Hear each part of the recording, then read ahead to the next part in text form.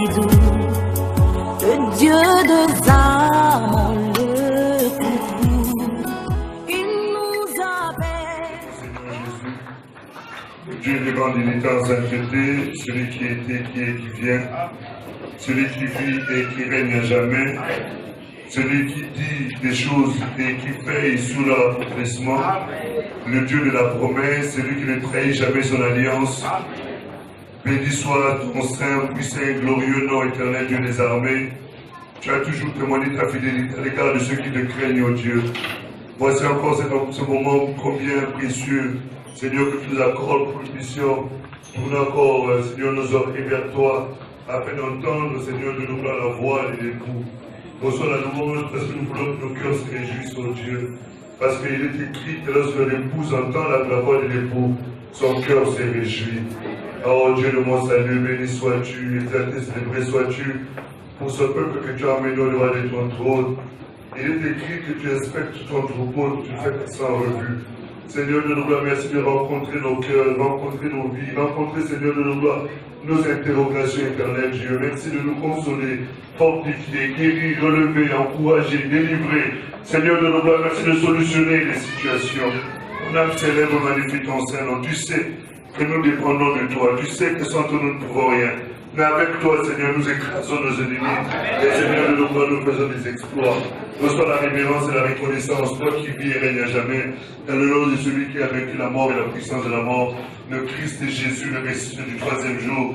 Nous disons Amen. Amen. Alors tu dois dire bonjour au moins 5 personnes. Dis bonjour au moins 5 personnes au moins. 5 personnes. Dis bonjour au moins 5 personnes. Au moins 5. Au moins 5 personnes. Au moins 5.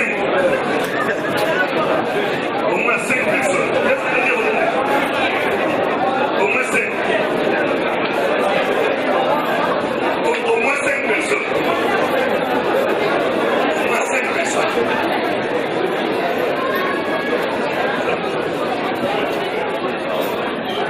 Au moins 5.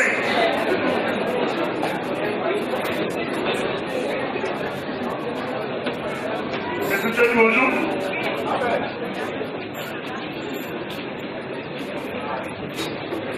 Au moins 5 personnes. Gloire à Dieu. On est content de se retrouver dans la présence de Dieu parce que c'est quelque chose qui nous fait énormément du bien. Alléluia. Je disais Alléluia. Dis à ton voisin, tu sais que je t'aime. Dis à ton voisin, est-ce que tu sais que je t'aime? Mais pendant que tu lui dis, tu penses à ça aussi dans ton cœur. Est-ce que tu sais que je t'aime, toi?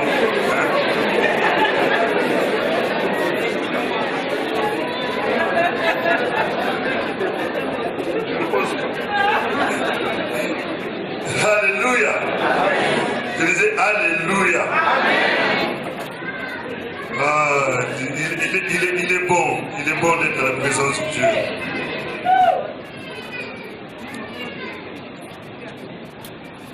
Gloire à Dieu. Nous sommes bénis particulièrement par les enseignements que nous recevons ces temps-ci. Lorsque notre frère est passé, nous avons été bénis, notre frère, j'étais pas là, on m'a dit que le message était très bon, notre frère Justin était passé, notre frère Blanchard, encore dimanche dernier, on a été encore richement bénis, une parole très équilibrée, et nous sanctifions le Seigneur pour ces choses. Vous savez, nous sommes dans un temps où on choisit les messages qu'on veut écouter. On ne prête ses oreilles qu'à ce que nous estimons être agréable pour nous. Or, nous sommes appelés à manger l'agneau en entier. Je disais Alléluia. Nous sommes appelés à manger l'agneau en entier. Et c'est pour cela qu'il est important d'accepter toute parole qui vient du Seigneur comme étant parole de Dieu. Et Dieu veille sur cette parole. Alléluia. Amen. Nous voulons juste nous encourager encore, parce que nous savons que les temps dans lesquels nous sommes, l'atmosphère spirituelle, la situation, la conjoncture spirituelle est favorable parce que le Seigneur est sur son retour, mais en même temps, c'est très défavorable parce que le diable sait qu'il lui reste très peu de temps. Donc il est en train de multiplier les stratégies pour faire en sorte que nous puissions abandonner la foi et embrasser des chemins divers et nous éloigner du Seigneur. Et pour pouvoir nous maintenir, nous avons besoin d'entretenir notre relation avec Dieu. Et ce matin, nous aimerions juste nous encourager à approfondir notre intimité avec le Seigneur. Alléluia. Il faudrait que nous puissions entretenir notre intimité parce que c'est de cela que dépend notre marche, c'est de cela que dépend notre éternité, c'est de cela que dépend notre vie de couple, c'est de cela que dépend nos affaires, c'est de cela que dépend nos relations, notre relation, tout dépend de notre intimité avec le Seigneur, tout découle de là-bas. Parce qu'on peut tout posséder, mais si on ne possède pas le Seigneur, on peut passer à côté des choses essentielles de la vie. Et c'est pour ça que nous voulons juste nous encourager ce matin à approfondir notre intimité. Et jeudi, nous viendrons pour nous mettre en action, pour pouvoir prier maintenant par rapport à ces choses-là. Parce qu'il est important, non seulement d'écouter, mais aussi de mettre en pratique. Alléluia. Amen. Je disais Alléluia. Amen. Donc nous allons prendre nos Bibles dans le livre de Luc au chapitre 7.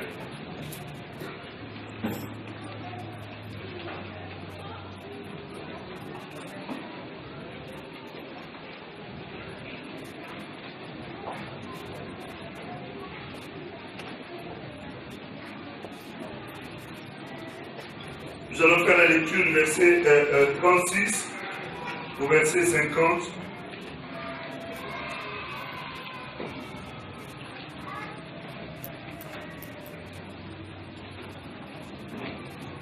Un pharisien pria Jésus de manger avec lui. Jésus entra dans la maison du pharisien et s'est mis à table. Et voici une femme pécheresse qui se trouvait dans la ville. Ayant su qu'il était à table dans la maison des pharisiens, apporta un vase d'albâtre plein de parfums. Et se mit derrière, aux pieds de Jésus. Elle pleurait, et bientôt elle mouilla les pieds de ses larmes. Puis les essuya avec ses cheveux, les baisa et les oignit de parfum. Le pharisien qui l'avait invité, voyant cela, dit en lui-même: si cet homme était prophète, il connaîtrait qui et de quelle espèce est la femme qui le touche.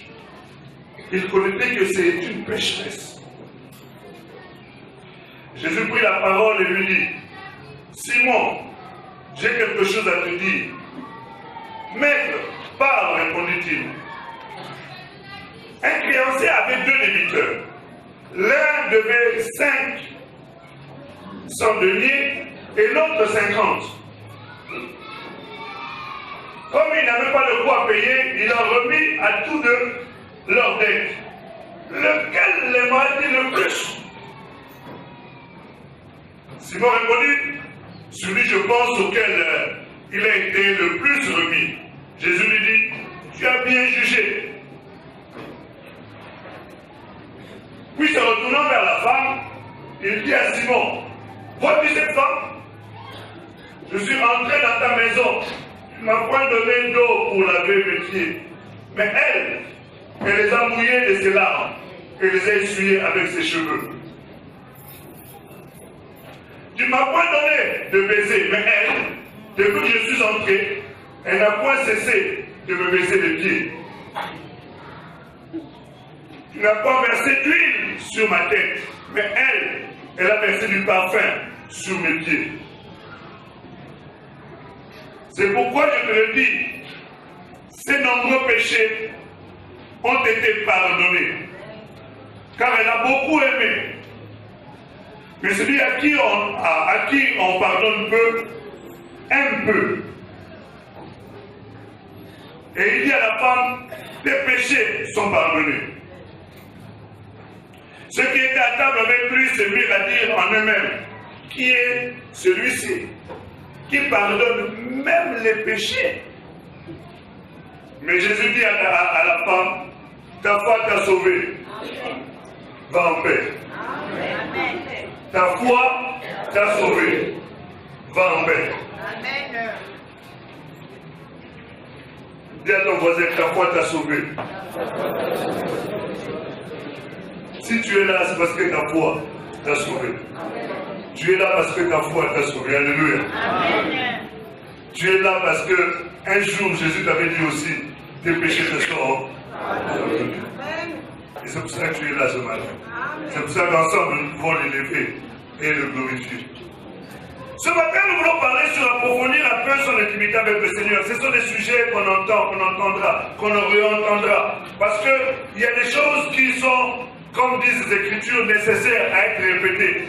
Les Écritures disent que cela nous est nécessaire, qu'on nous répète ces choses. Parce que c'est salutaire pour nous. Amen. On doit toujours entendre des choses qui nous aident à nous approcher davantage du Seigneur, à approfondir notre intimité avec le Seigneur, à garder notre intimité avec le Seigneur. On va prêcher ça aujourd'hui, dans 2 mois on prêchera, dans 6 mois on reparlera encore de ces choses, parce que nous devons nous entretenir tant que la promesse n'est pas encore accomplie.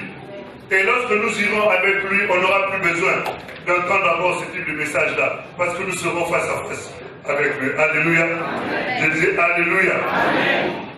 Vous savez, lorsque nous acceptons le Seigneur Jésus comme notre Seigneur et Sauveur, comme nous l'acceptons dans notre vie, nous sommes nés de nouveau selon l'entretien que Jésus avait eu dans le livre de Jean chapitre 3. Il avait rencontré un homme qu'on appelle Nicodème. Cet homme avait rencontré Jésus et pendant qu'ils étaient en train de discuter, Jésus lui avait dit quelque chose de fondamental, qui aujourd'hui est considéré comme banal, mais c'est le fondement, l'essentiel même du début de la vie chrétienne. Jésus lui avait dit, il faut que vous naissiez de nouveau. Il faut que vous naissiez de nouveau. Aujourd'hui, le fait de parler à nouvelle naissance, on trouve, c'est un sujet qui ne vaut pas la peine, mais c'est le sujet fondamental. Sans la nouvelle naissance, nous pouvons fréquenter les églises, nous pouvons prêcher, nous pouvons chasser les démons, nous pouvons imposer les mains aux malades, nous pouvons faire toutes ces choses-là, mais le Seigneur ne nous connaîtra pas pour autant. Alléluia. Je dis Alléluia. Et le milieu chrétien est rempli de gens qui font tout ce que nous faisons ici, mais qui ne sont pas nés de nouveau. Parce que pour chasser un démon, il ne faut pas forcément être né de nouveau. Tu peux chasser le démon au nom de Jésus. Amen. Et le démon obéira non pas à cause de toi, mais parce qu'il a reconnu le nom de l'autorité suprême. Le nom au-dessus de tous les noms, devant lesquels tout genou doit fléchir et toute langue doit confesser que lui est Seigneur. Alléluia. Je disais Alléluia. Parce que comme les disciples ne sont pas une congrégation, l'appartenance à une famille chrétienne, l'appartenance à une, je ne sais pas quelconque dénomination, c'est une question de relation personnelle entre toi et le Seigneur. Alléluia. L'heure vient, elle est déjà venue, pour les vrais adorateurs, ce sont ceux-là, c'est ceux qui sont nés de nouveau, qui deviennent des adorateurs du Seigneur. Alléluia. Les adorateurs qui adorent le Père en esprit et en vérité. Et c'est là ce que le Seigneur recherche. Des gens qui ont une relation, une intimité, ont une vie personnelle avec lui. Je me souviens encore ici, nous avions partagé sur être un chrétien. Être un chrétien, ça commence d'abord par la nouvelle naissance. C'est la nouvelle naissance qui te fait entrer dans le royaume. Et quand tu entres dans le royaume, alors à ce moment-là, tu commences maintenant tout le long de ta vie chrétienne, commencer à marcher avec Dieu. Entretenir et commencer à approfondir une certaine relation, une certaine intimité avec le Seigneur, qui va nous emmener petit à petit à mieux le connaître et à bénéficier de tout ce qu'il a mis à notre disposition. Je dis Alléluia. C'est pour cela qu'il est important. Dans les Écritures, l'apôtre Paul est en train de nous dire quelque chose de très très nécessaire. Dans le livre de Philippiens, d'Éphésiens, pardon, au chapitre 3, s'il vous plaît, allons-y ensemble.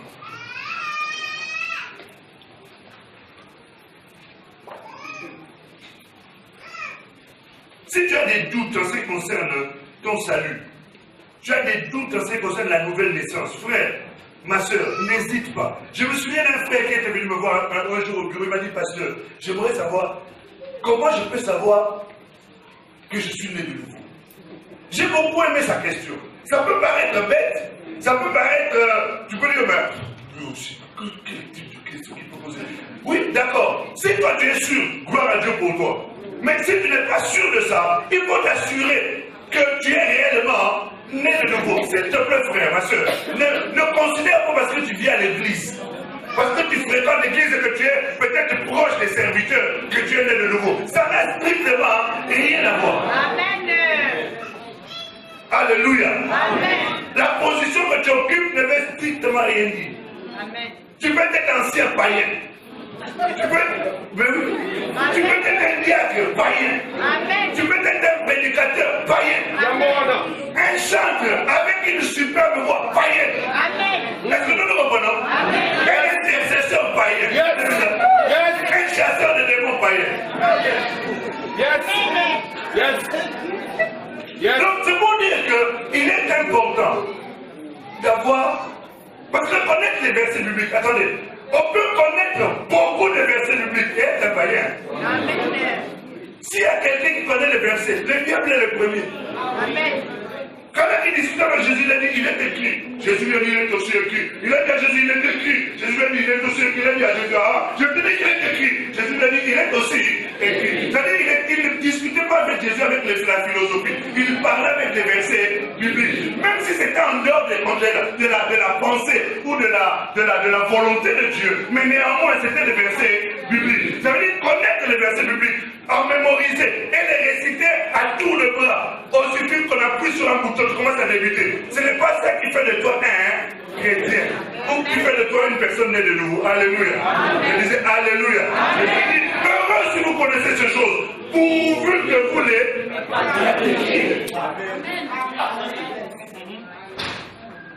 Alléluia. Je suis heureux quand je te vois venir à l'église. Je me dis que peut-être c'est pas aujourd'hui, peut-être pas hier, mais peut-être demain, tu deviendras toi aussi un enfant de Dieu. Amen. Mais si tu entends maintenant, c'est maintenant qu'il faut commencer à te poser des bonnes questions. Amen. Parce que demain de nous, ça appartient. Et Dieu ne parle jamais par hasard. Amen. On peut peut-être avoir autant de personnes dans la salle. Dieu s'adresse peut-être qu'à une seule personne. Amen.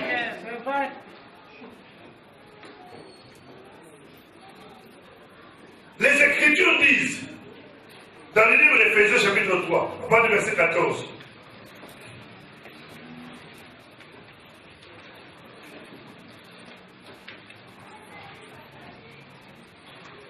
à cause de cela, à cause de votre foi, à cause de votre acceptation de la parole, à cause du fait que vous êtes nés de nouveau, que vous avez accepté le Seigneur Jésus comme votre Seigneur et Sauveur, que vous êtes devenus enfants de Dieu, à cause de cela, je fléchis les genoux devant le Père, duquel tire son nom toute famille dans les cieux et sur la terre, afin qu'il vous donne selon la richesse de sa gloire, d'être puissamment fortifié par son esprit dans l'homme intérieur. En sorte que Christ habite où? Dans vos cœurs. Je disais où? Dans vos cœurs. Afin que Christ habite dans vos cœurs par la foi. Afin qu'étant enraciné, fondé dans l'amour, vous puissiez comprendre avec tous les saints quelle est la largeur, la longueur, la profondeur et la hauteur, et connaître l'amour de Christ qui surpasse toute connaissance, en sorte que vous soyez remplis jusqu'à toute la plénitude de Dieu. J'aime bien ce verset-là, au verset 17.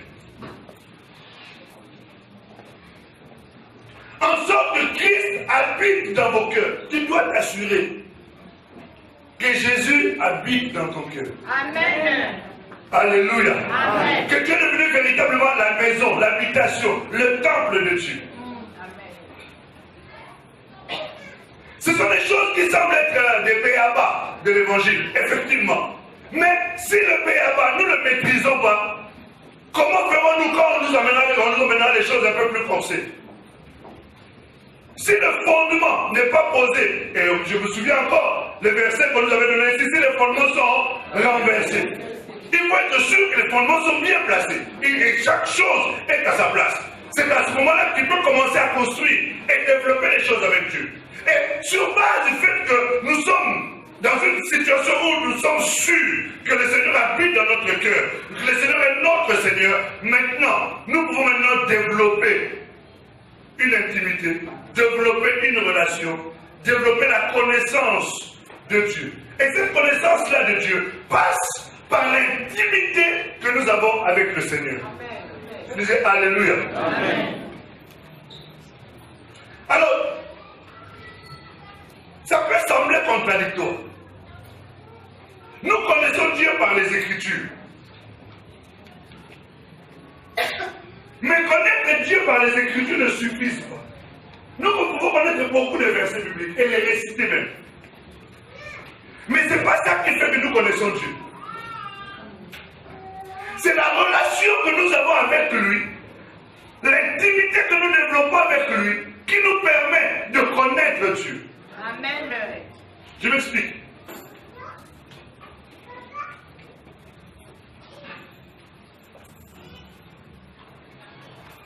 Deux personnes peuvent s'aimer.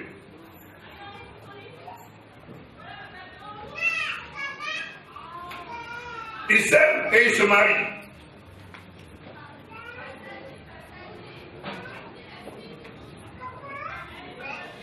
Lorsqu'on se marie,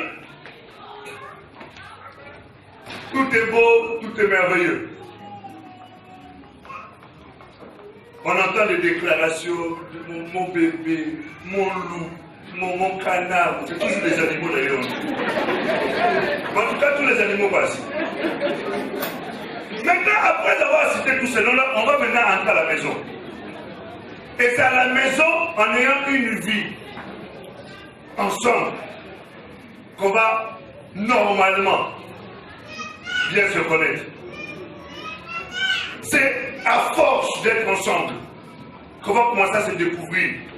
Si toutefois nous sommes sincères dans la relation dans laquelle nous nous sommes engagés. Parce que tu peux être avec quelqu'un pendant 5 ans, 10 ans et ne pas le connaître. Vous dormez dans le même lit, vous partagez le même repas, vous avez les mêmes activités. Mais curieusement, cette personne a une double vie et tu n'as jamais su ça. Une fois, j'ai rencontré une soeur, une pasteur. Mon mari a 3 enfants. Je viens d'apprendre ça. Après 15 ans de vie commune. C'est-à-dire, pendant 15 ans, vous viviez dans la même maison, vous mangez le même repas, vous dormez dans le même lit. Mais le monsieur avait une deuxième femme. Avec qui il a eu 3 enfants, qui ont à peu près l'âge des enfants avec la maison. Est-ce que nous comprenons bien? C'est pour ça que je disais que dans la relation que nous devons avoir avec le Seigneur, c'est une relation qui doit être basée sur la franchise, sur la transparence, sur une vraie sincérité. C'est-à-dire que je dis à Dieu, je montre à Dieu qui je suis réellement. Alléluia. C'est vrai que Dieu connaît tout, mais pasteur, Dieu connaît tout. Oui, c'est vrai, Dieu connaît tout. Mais Dieu a besoin, bien que connaissant tout, qu'il voit les choses venir de toi. Est-ce que nous comprenons bien? Il a besoin de sentir que les choses viennent de toi. Et c'est dans la relation de couple. Lorsqu'on se marie, on a besoin de vivre ensemble. Et à force de vivre ensemble, on approfondit notre relation d'amour, notre relation d'intimité. Et c'est ce qui permet. Quand vous voyez un couple, quelquefois ils se parlent, quand ils se regardent seulement la femme comme moi ici, là, il faut que je me taise. Je viens de dire une bêtise. Mais le mari ne lui a rien dit. Ou alors le mari se rend compte que ma femme n'est pas contente de ce que je viens de faire. Alléluia. Moi je connais Julie. Quand nous sommes quelque part, je vois Julie qui me regarde. J'ai compris que là, j'ai des explications que là. Mais personne n'a compris que Julie vient me donner un message. Que Julie vient me dire qu'à la maison, tu dois m'expliquer ce que je viens de dire. Et avec Julie, il faut expliquer. Elle est gentille, mais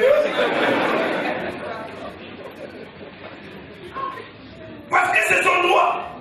Elle estime que les choses doivent être claires et transparentes. Je dis alléluia. C'est pour ça que dans la relation qu'on a avec Dieu, le fait de connaître les versets bibliques, ce n'est pas cela, connaître Dieu. C'est d'avoir une vraie vie d'intimité avec lui. Est-ce que nous nous comprenons? Et c'est cette vie d'intimité-là qui permet maintenant de pouvoir développer l'intimité. Amen. Dis à ton voisin, Dieu t'attend. Dieu t'attend parce qu'il a besoin que tu puisses le connaître. Et la Bible nous montre les différentes facettes. On nous dit le connaître dans sa longueur, le connaître dans sa largeur, le connaître dans sa profondeur et le connaître dans sa hauteur. Tu vois, toutes ce sont les réalités spirituelles dans lesquelles Dieu t'attend. Il t'attend c'est que tu le connaisses dans sa longueur, que tu le connaisses dans sa largeur, dans sa profondeur. C'est-à-dire qu'il y a plusieurs dimensions en lui. Et toutes ces dimensions ne doivent pas être étrangères à ta vie. Amen. Tu connais peut-être que un jour j'ai discuté avec un ami. Il m'a dit, Philippe, aujourd'hui, je suis à l'abri du besoin. Il m'a dit en parlant, il dit, je suis à l'abri du besoin. Dieu m'a appris que c'est un Jéhovah Jireh. Il m'a mis à l'abri du besoin. Je ne me soucie plus en ce qui concerne l'argent. Maintenant, je veux connaître Dieu dans sa dimension de Jéhovah Rapha. Le connaître dans cette dimension de Jéhovah Rapha. C'est-à-dire qu'il est le berger, qu'il est le Dieu qui guérit. C'est-à-dire, dans son ministère, Dieu lui a donné l'argent. Mais il y a d'autres facettes de son ministère pour lesquelles il n'a pas encore découvert cette facette-là de Dieu. Dans ta vie, Dieu a déjà intervenu dans plusieurs situations. Il a déjà intervenu, tu avais besoin de papiers, il t'a donné des papiers, tu le connais dans cette facette-là. Tu avais besoin de maison, il t'a donné une maison, tu le connais cette facette-là. Tu avais besoin de mariage, il t'a donné un mariage, tu le connais cette facette-là. Tu avais besoin d'enfants, il t'a donné les enfants, tu le connais cette facette-là. Tu avais besoin d'une promotion, il t'a donné une promotion. Tu avais besoin d'une formation, il t'a donné une formation. Tu avais besoin de tellement de choses, il te les a données. Mais maintenant, il y a d'autres dimensions de Dieu que tu ne connais pas. Comment Dieu parle? Amen. Quelle est la voix de Dieu? Ce sont des choses que tu ne connais pas. Quand Dieu parle, comment tu peux distinguer sa voix au milieu de plusieurs voix? Comment Dieu agit quand il est heureux? Comment Dieu agit quand il n'est pas content? Ce sont des facettes que nous devons découvrir de Dieu. Et c'est pour ça que l'apôtre Paul est en train de parler de connaître sa longueur, sa largeur, sa hauteur et sa profondeur. Amen. C'est ça, alléluia. Amen. Ce sont des choses qui nous échappent, mais que nous devons rechercher. Dis-toi bien, et que personne ne le fera à ta place. Malheureusement, j'ai constaté, frère, que les chrétiens sont les gens les plus fainéants qu'on puisse trouver. Est-ce que vous savez que les chrétiens sont fainéants? Les chrétiens aiment qu'on prie pour eux. Les chrétiens aiment qu'on jeûne pour eux. Les chrétiens aiment qu'on aille lire la Bible pour eux. Les chrétiens aiment qu'on aille préparer à manger pour eux et qu'on vienne. Et encore, pour manger, il faut lui mettre en même temps aussi là. Merci beaucoup. À la limite même, tu peux mettre à manger devant la table. Et la table, tu puisses couper la viande pour le mettre dans la bouche. Tu vois, ça, c'est la réalité de certains chrétiens. Les chrétiens sont devenus trop fainéants. Si je te pose la question, ici dans la salle, qui, durant toute la semaine, a lu la Bible tous les jours? On est devant le Seigneur. Si tu mens, je ne dis pas la suite. Parce que ça risque d'avoir. Qui? Lève un peu la main. Est-ce que vous avez vu? Je crois qu'il y a une dizaine de personnes. Alléluia. Je suis en train de t'emmener à illustrer tout simplement les choses que nous sommes en train de dire. Et si tu veux connaître Dieu, connaître sa longueur, sa largeur, sa profondeur et sa hauteur, ça passe par un certain nombre de choses que Dieu attend que toi tu fasses. Personne, je le répète, ne le fera à ta place. Moi, je travaille pour mon salut. Toi aussi, tu dois travailler pour ton salut. Je m'évertue, selon la grâce que Dieu m'a accordée, d'être pasteur, de travailler pour t'emmener des choses qui vont contribuer à ton épanouissement, à ton développement, à ton affranchissement, à ton équipement, pour que toi aussi tu sois capable de te prendre en charge. Alléluia. Dieu ne veut pas. Et Dieu refuse des gens qui sont des assistés. Nous sommes dans une société d'assistés. Ah oui, nous sommes dans une société d'assistés, frère. Dans une société où, quand tu touches, l'assistance sociale est là. Quand tu fais ceci, il y a ceci. Quand tu fais il y a toujours quelque chose qui est là pour t'aider. Il y a le RSA, tu ne travailles pas, nous te payons. Et tu trouves des stratégies même pour faire en sorte qu'on ait l'impression que tu cherches du travail. Mais tout ça parce que ça te convient d'être assisté. Moi je connaissais une sœur, elle aimait l'assistanat. Elle a inventé tout pour être dans le RSA. Jusqu'à ce qu'un jour Dieu l'a délivrée. Aujourd'hui elle a un très bon travail. Elle a fait une formation, elle a une très bonne situation. Mais elle prenait plaisir à être assistée. S'il vous plaît, dis à ton voisin, refuse l'assistanat.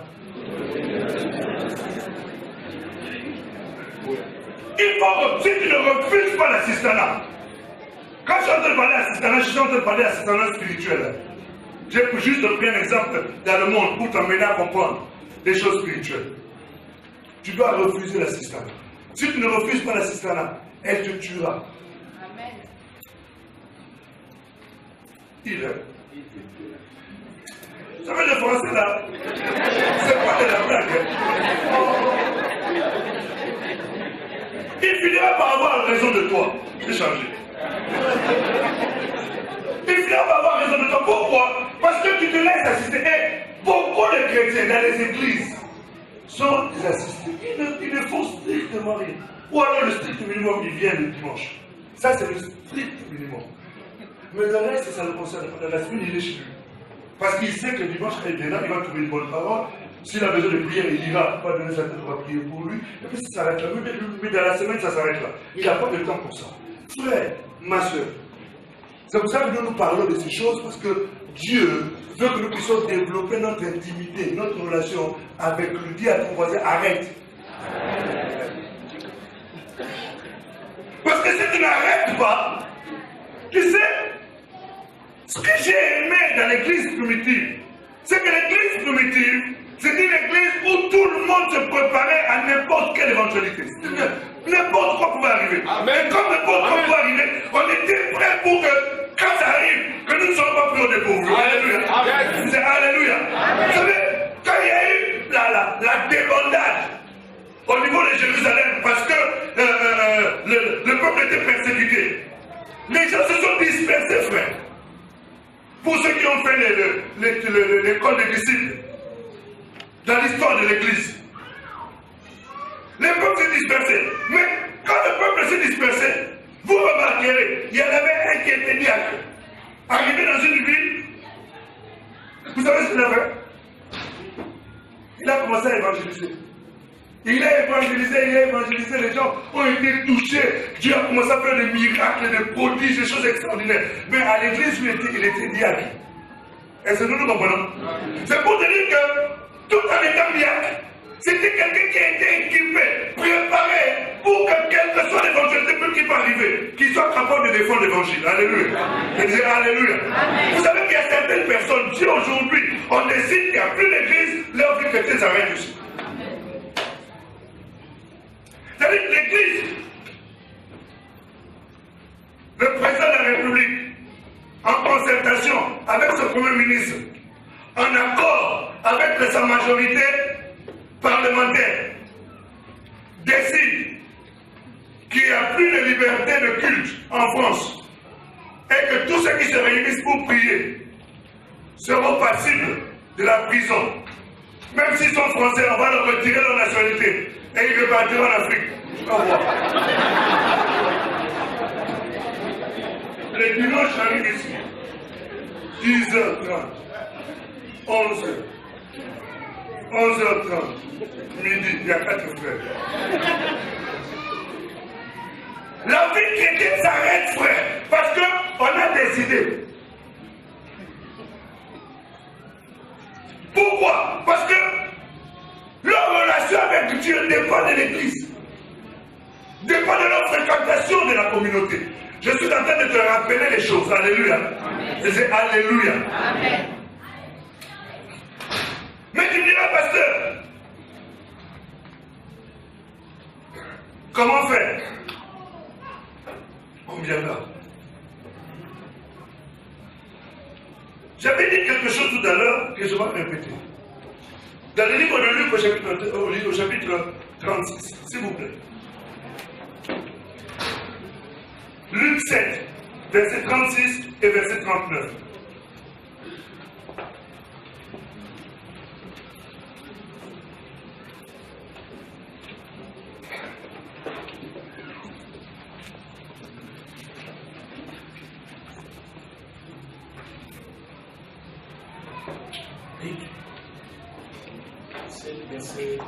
Verset 36. Il leur dit aussi une parabole. Luc 7, 7. Un pharisien pria Jésus de manger avec lui. Jésus entra dans la maison du pharisien et se mit à table. 38. 39, pardon. Verset 36 et verset 39. Le pharisien qui l'avait invité, voyant cela, un pharisien. Luc 7, verset 36 et le verset 39. Verset 39. Verset 36, verset 39. Le pharisien qui l'avait invité, voyant cela, dit en lui-même, si cet homme était prophète, il connaîtrait qui et de quelle espèce est la femme qui le touche. Il connaîtrait que c'est une pécheresse. Amen. Je dis Alléluia. Amen. J'avais dit tout à l'heure que la position qu'on occupe dans une église, dans une communauté, dans une congrégation, dans une organisation, ne fait pas que nous puissions avoir une intimité avec les autres. Ça n'a rien à voir. Vous voyez, ici, on est en train de parler d'un monsieur. Si vous regardez bien, vous savez comment on l'a appelé au verset 36? Un quoi? Un pharisien. Alors peut-être que pour toi, le mot pharisien, c'est juste un mot qui passe comme ça. L'apôtre Paul, quand il est en train de se décrire dans son parcours en tant que juif, il dit quant à la connaissance, j'étais pharisien. Et Paul était quelqu'un qui était instruit dans la loi de Moïse. Il connaissait parfaitement la loi. Il savait ce qu'était la loi de Moïse. Et ici, on nous dit que ce monsieur était un pharisien. C'est-à-dire, en d'autres termes, c'est quelqu'un qui était un enseignant de la parole. C'est quelqu'un qui connaissait les Écritures. Il savait ce que Moïse avait dit. Il savait ce que les prophètes avaient dit. Mais voyez-vous, force est de constater que Jésus est entré dans la maison de cette personne. Mais cette personne ne connaissait pas Jésus. Ou du moins, il le connaissait physiquement. Et n'avait pas cette intimité-là avec le Seigneur. Je le répète, la position qu'on occupe ne définit pas une intimité. Ça se trouve que tu pries mieux plus que certains prédicateurs. Tu pries plus que moi. Tu pries plus que ceux qui ont des titres ici dans l'église. Tu as une plus grande intimité avec Dieu que toutes ces personnes-là qui peuvent venir avec des galons. Est-ce que nous comprenons?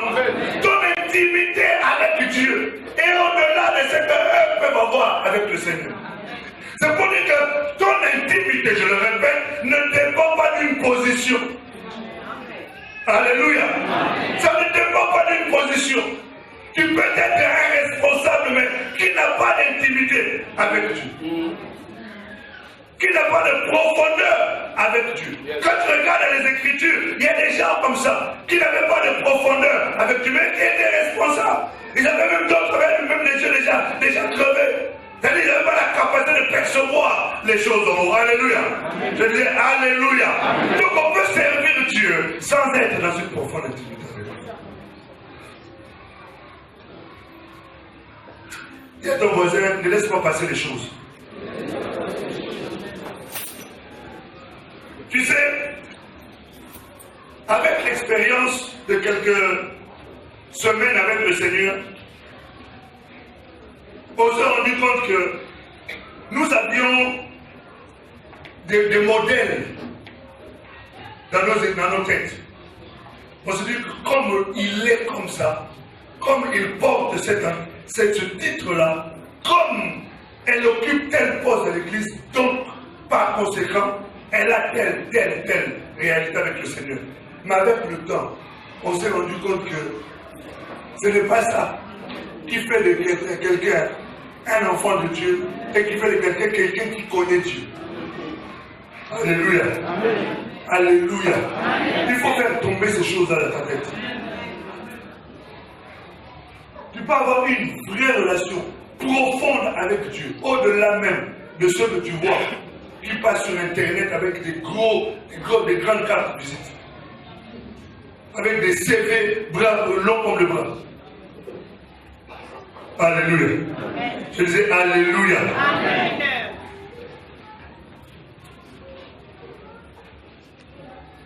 Tout à l'heure, je vous avais dit que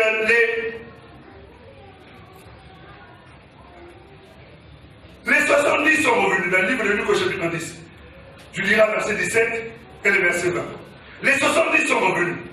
Ils ont eu un super retour. Seigneur, nous avons fait ceci, Seigneur, nous avons chassé les démons, Seigneur, ceci, cela, Seigneur. Ils ont raconté tout. Mais tu te rends compte que ces gens-là, ils n'avaient pas d'intimité avec Jésus. Les Pierre, les Matthieu. Vous savez quand est-ce qu'ils ont commencé à avoir une vraie relation avec le Seigneur?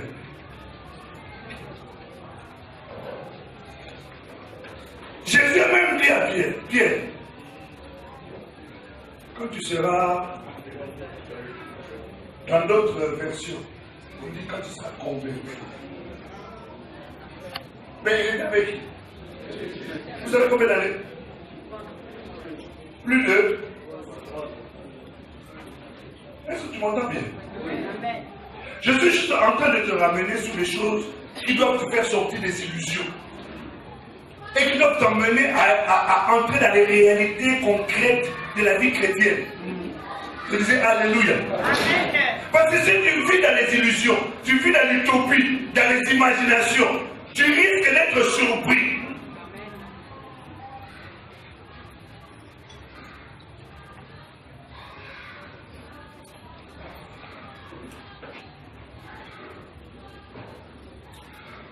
En fait, dans l'histoire, Simon, lui, le pharisien là, il était préoccupé plutôt par sa position de pharisien. J'ai reçu un homme important dans ma maison. Mais le reste, c'était pas trop son problème. Et c'est ça quelquefois de gravité. On est en train de mourir. Mais comme on est connu, on est responsable, on est ceci, cela, on n'ose pas aller dire, frère, non, je suis là, j'ai péché.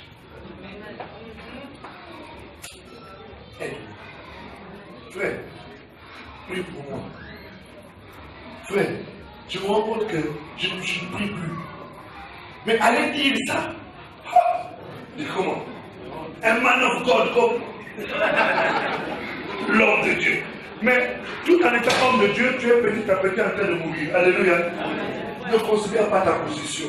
Ce qui est important, c'est de faire en sorte que ton intimité soit vraie avec le Seigneur. Amen. Je dis Alléluia.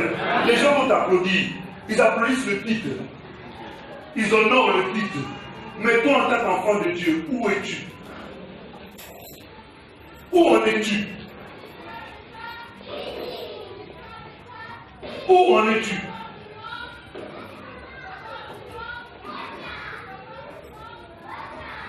Où es-tu? Ne dors pas. Amen. Ne privilégie pas ton nom. On s'en fiche de ton nom.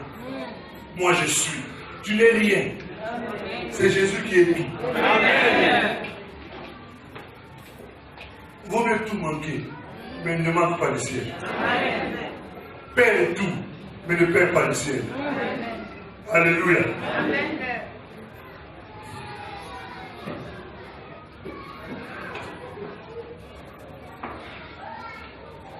Approfondir son intimité avec le Seigneur passe par un certain nombre de choses. La première d'entre elles,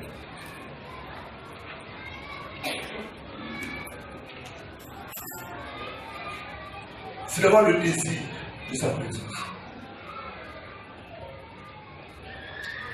Je vous l'avais dit un jour ici, un homme de Dieu, pasteur, c'était quelqu'un qui était dans toutes les maisons, dans tous les hôpitaux, dans tous les deuils.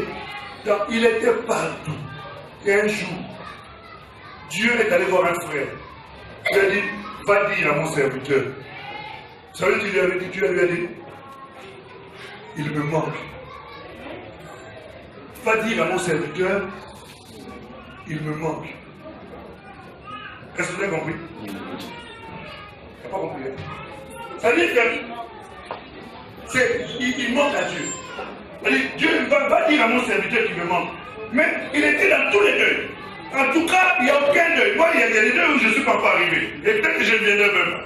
Mais lui, à tous les deuils, il était là. Quand quelqu'un est à l'hôpital, il est à l'hôpital. Quand quelqu'un, il est partout. Mais Dieu a dit, va lui dire qu'il me manque. C'est-à-dire quoi? C'est-à-dire qu'il était occupé à beaucoup de choses concernant les choses de Dieu. Mais il n'avait pas le temps avec Dieu. Disez Alléluia. Disez Alléluia. Il y a un psaume que j'aime beaucoup.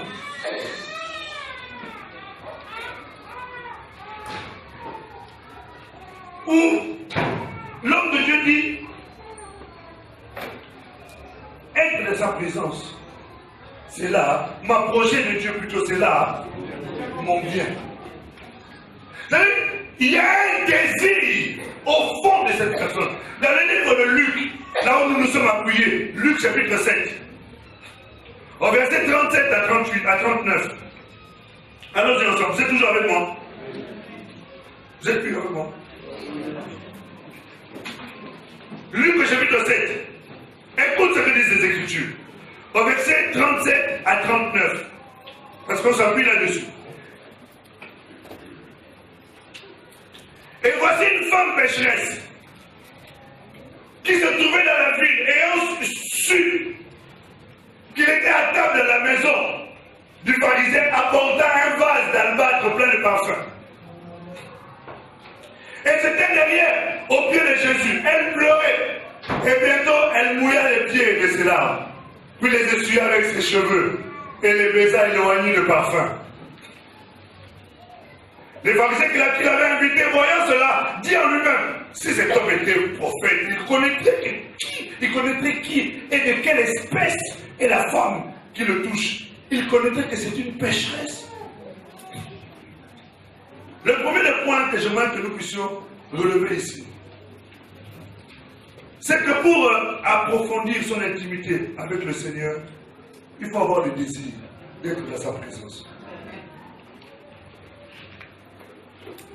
Cette femme a su que Jésus était quelque part. Elle a fait de son mieux pour se retrouver dans cet endroit-là. Parce qu'elle savait qu'en cet endroit, elle aura la possibilité de pouvoir rencontrer Jésus. Alléluia. Je disais Alléluia. Amen. Avoir le désir de rencontrer, d'être dans la présence de Dieu. Dans les Écritures, il est écrit, mon âme a soif. Mon âme a soif du Dieu vivant. Amen. On se rend compte que peu de gens aujourd'hui ont soif de la présence de Dieu.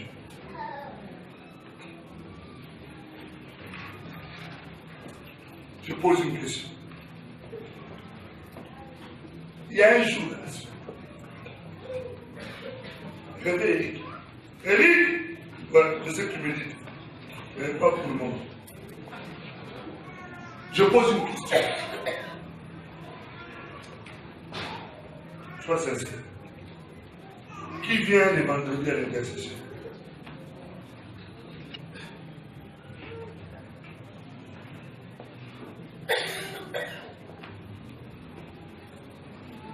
Vous voyez les mecs qui se sont levés? Quel est le nombre de mecs qui se sont levés? Je crois qu'il y a une dizaine. Que personne ne te trompe, frère. Que personne ne te trompe. Je le répète, que personne ne te trompe. Si tu n'as pas le désir de sa présence, tu ne développeras jamais l'intimité avec le Seigneur. Amen. Je pose encore une question. Qui sont ceux qui ont une discipline spirituelle? C'est-à-dire que chaque jour, ils s'imposent une discipline.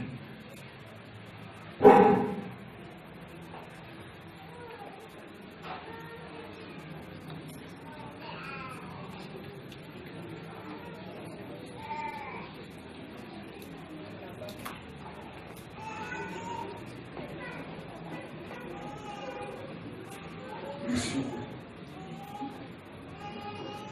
Quand je pose ces questions, je suis en train de t'interpeller.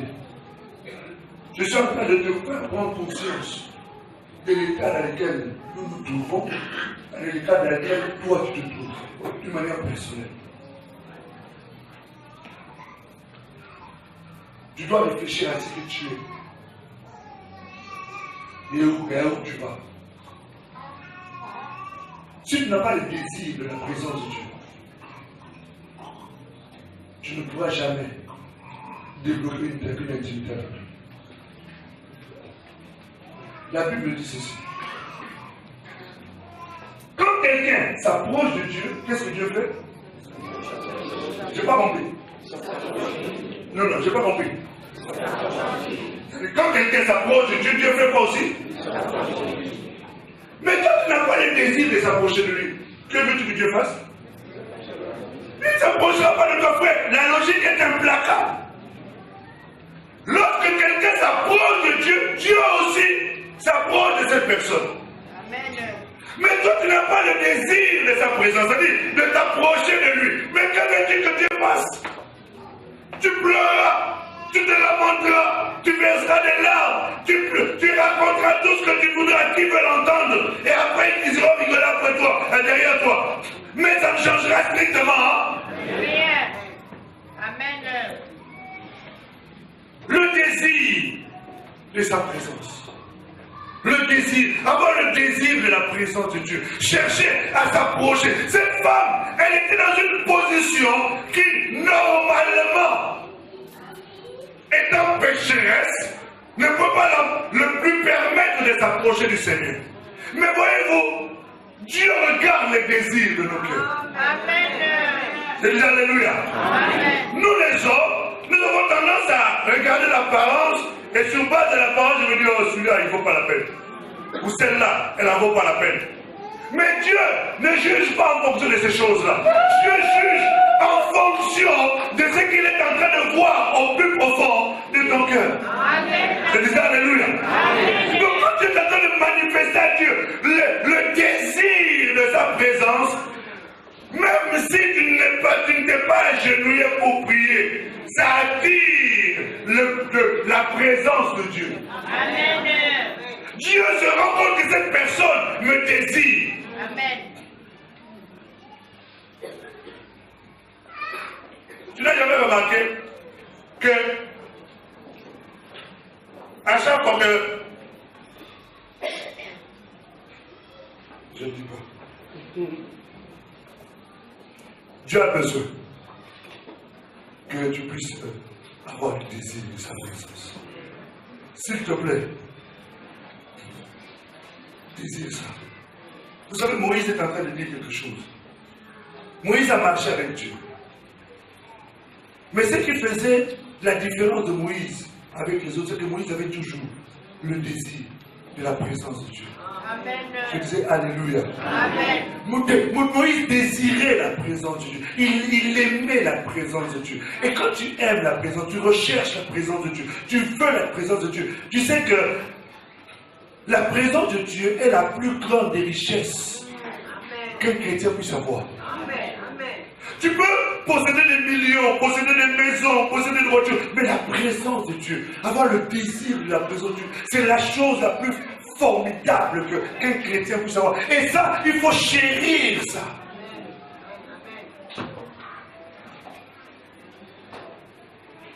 Vous savez pourquoi personne ne dit Amen? Parce qu'on est tellement habitué à ce qu'on fasse tout pour nous. Que quand on te dit maintenant toi-même d'aller faire, tu ne peux pas dire Amen parce que ça va te demander des efforts. Je disais Alléluia. Amen. Dans le livre d'Exode, le chapitre 33.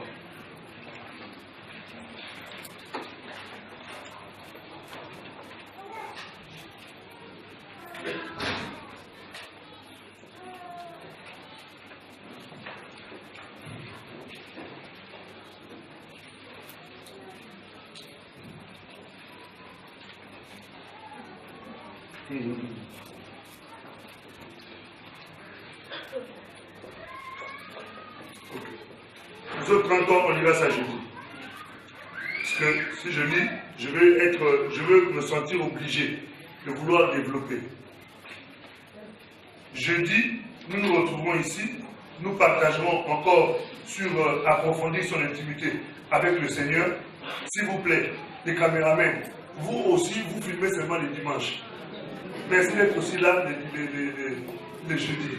Je sais que vous êtes occupés, vous avez beaucoup de choses à faire, vous êtes des hommes et des femmes très sollicités. Mais faites en sorte d'être là aussi jeudi, parce qu'on a besoin aussi de garder le souvenir de ces choses. Si tu dois retenir quelque chose aujourd'hui, tu dois retenir que tu dois absolument approfondir ta relation avec le Seigneur. Ne te trompe pas par des faux raisonnements. Ne te trompe pas avec des illusions. Mais tu dois prendre une vraie décision. Que ta vie chrétienne ne doit plus être ce qu'elle est aujourd'hui. Je disais Alléluia. Tu sais que tu es tombé dans une certaine forme de routine qui est en train de te détruire sans t'en rendre compte.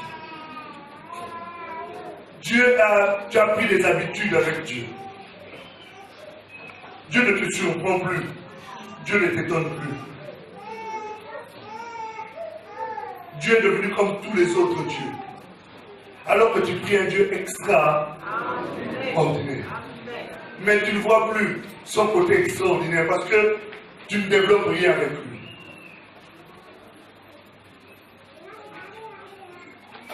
Dieu a besoin de toi. Je t'amène aussi le message de la part du Seigneur. Tu lui manques. On va se laisser.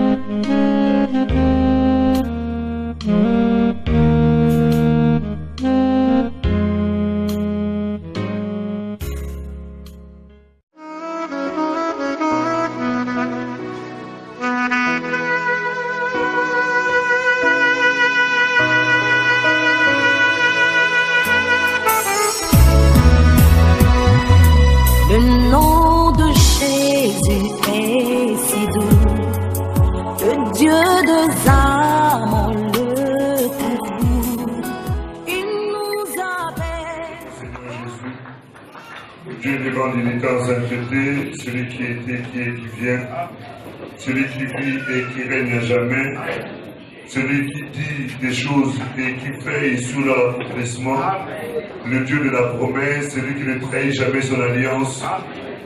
Béni soit ton saint, puissant et glorieux nom éternel, Dieu des armées. Tu as toujours témoigné ta fidélité à l'égard de ceux qui te craignent, ô Dieu. Voici encore ce moment combien précieux, Seigneur, que tu nous accordes pour que nous puissions tourner encore, Seigneur, nos oreilles vers toi, afin d'entendre, Seigneur, de nous voir la voix de l'époux. Reçois la louange parce que nous voulons que nos cœurs se réjouissent, oh Dieu. Parce qu'il est écrit que lorsque l'épouse entend la voix de l'époux, son cœur se réjouit. Oh Dieu de mon salut, béni sois-tu, éternel célébré sois-tu pour ce peuple que tu as amené au devant de ton trône. Il est écrit que tu inspectes ton troupeau, que tu fais passer en revue. Seigneur de nous merci de rencontrer nos cœurs, rencontrer nos vies, rencontrer, Seigneur de nous nos interrogations éternelles, Dieu. Merci de nous consoler, fortifier, guérir, relever, encourager, délivrer. Seigneur de nous merci de solutionner les situations. Mon âme célèbre, magnifie ton Saint-Nom. Tu sais que nous dépendons de toi. Tu sais que sans toi nous ne pouvons rien. Mais avec toi, Seigneur, nous écrasons nos ennemis. Et Seigneur de nous faisons des exploits. Reçois la révérence et la reconnaissance, toi qui vis et règne à jamais, dans le nom de celui qui a vaincu la mort et la puissance de la mort, le Christ Jésus, le ressuscité du troisième jour. Nous disons Amen. Amen. Alors tu dois dire bonjour au moins 5 personnes. Dis bonjour au moins 5 personnes au moins. 5 personnes. Dis bonjour au moins 5 personnes. Au moins 5. Au moins 5 personnes. Au moins 5. Au moins 5 personnes. Laisse-le dire au moins 5. Au moins 5 personnes. Au moins 5 personnes.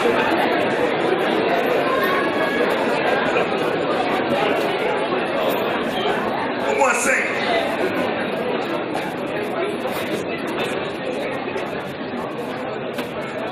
Est-ce que tu as dit bonjour?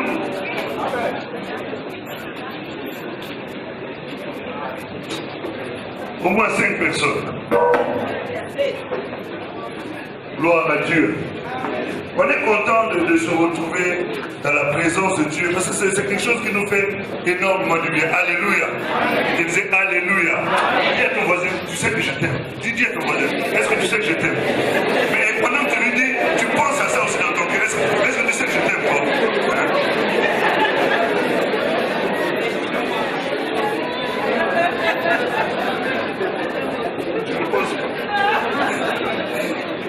Alléluia. Je disais Alléluia. Ah, il est bon d'être dans la présence de Dieu.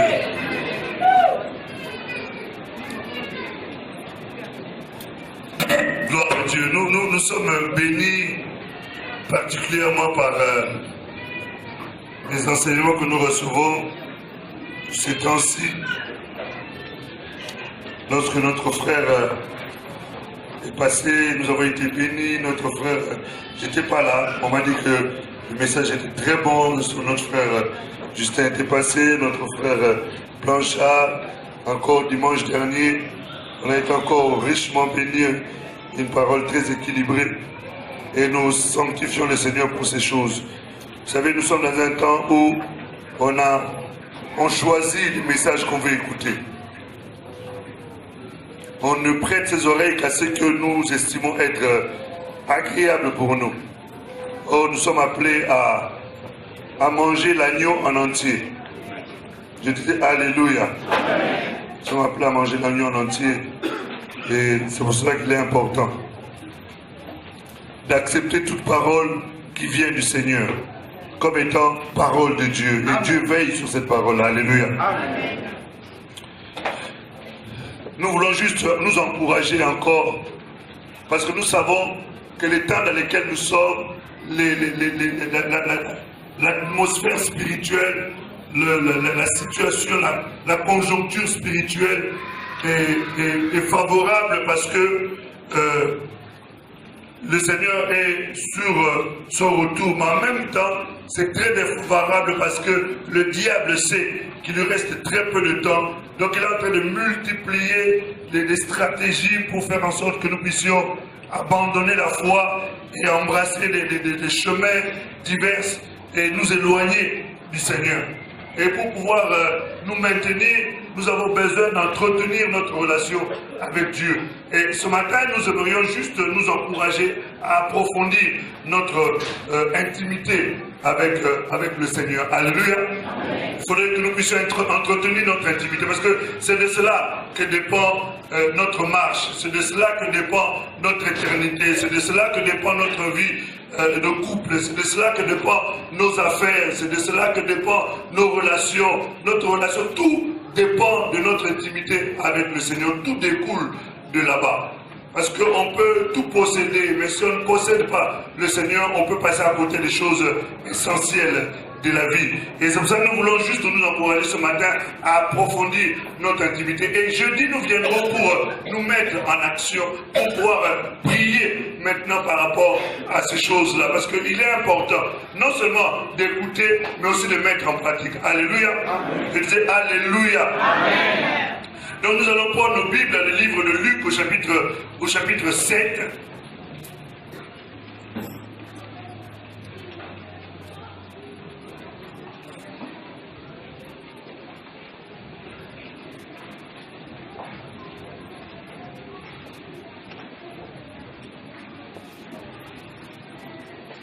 Nous allons faire la lecture du verset 36 au verset 50.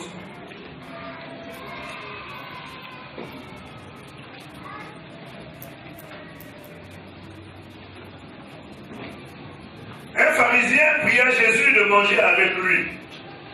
Jésus entra dans la maison du pharisien et se mit à table. Et voici une femme pécheresse qui se trouvait dans la ville, et ayant su qu'il était à table dans la maison des pharisiens, apporta un vase d'albâtre plein de parfums. Elle se mit derrière, aux pieds de Jésus, elle pleurait, et bientôt elle mouilla les pieds de ses larmes. Puis les essuya avec ses cheveux, les baisa et les oignit de parfum. Le pharisien qui l'avait invité, voyant cela, dit en lui-même, si cet homme était prophète, il connaîtrait qui et de quelle espèce est la femme qui le touche. Il connaîtrait que c'est une pécheresse. Jésus prit la parole et lui dit, Simon, j'ai quelque chose à te dire. Maître, parle, répondit-il. Un créancier avait 2 débiteurs. L'un devait 500 deniers et l'autre 50. Comme il n'avait pas de quoi payer, il en remit à tous deux leur dette. Lequel l'aimera-t-il le plus? Simon répondit, celui, je pense, auquel il a été le plus remis. Jésus lui dit, tu as bien jugé. Puis se retournant vers la femme, il dit à Simon, vois-tu cette femme? Je suis entré dans ta maison, tu ne m'as point donné d'eau pour laver mes pieds. Mais elle les a mouillés de ses larmes et les a essuyés avec ses cheveux. Tu ne m'as point donné de baiser, mais elle, depuis que je suis entré, elle n'a point cessé de me baiser les pieds. Tu n'as pas versé d'huile sur ma tête, mais elle a versé du parfum sur mes pieds. C'est pourquoi je te le dis, ces nombreux péchés ont été pardonnés, car elle a beaucoup aimé. Mais celui à qui on pardonne peu, aime peu. Et il dit à la femme, tes péchés sont pardonnés. Ceux qui étaient à table avec lui se mirent à dire en eux-mêmes, qui est celui-ci qui pardonne même les péchés? Mais Jésus dit à la femme, ta foi t'a sauvé. Va en paix. Amen. Ta foi t'a sauvé. Va en paix. Amen. Dis à ton voisin, ta foi t'a sauvé. Si tu es là, c'est parce que ta foi t'a sauvé. Tu es là parce que ta foi t'a sauvé. Alléluia. Amen. Tu es là parce que un jour, Jésus t'avait dit aussi, tes péchés te sont pardonnés. Et c'est pour ça que tu es là ce matin. C'est pour ça qu'ensemble, nous pouvons l'élever et le glorifier. Ce matin, nous voulons parler sur approfondir un peu son intimité avec le Seigneur. Ce sont des sujets qu'on entend, qu'on entendra, qu'on réentendra. Parce qu'il y a des choses qui sont comme disent les Écritures, nécessaires à être répétées. Les Écritures disent que cela nous est nécessaire, qu'on nous répète ces choses, parce que c'est salutaire pour nous. Amen. On doit toujours entendre des choses qui nous aident à nous approcher davantage du Seigneur, à approfondir notre intimité avec le Seigneur, à garder notre intimité avec le Seigneur. On va prêcher ça aujourd'hui, dans 2 mois on prêchera, dans 6 mois on reparlera encore de ces choses, parce que nous devons nous entretenir tant que la promesse n'est pas encore accomplie. Et lorsque nous irons avec lui, on n'aura plus besoin d'entendre encore ce type de message-là, parce que nous serons face à face avec lui. Alléluia. Je dis Alléluia. Amen. Vous savez, lorsque nous acceptons le Seigneur Jésus comme notre Seigneur et Sauveur, comme nous l'acceptons dans notre vie, nous sommes nés de nouveau selon l'entretien que Jésus avait eu dans le livre de Jean chapitre 3. Il avait rencontré un homme qu'on appelle Nicodème.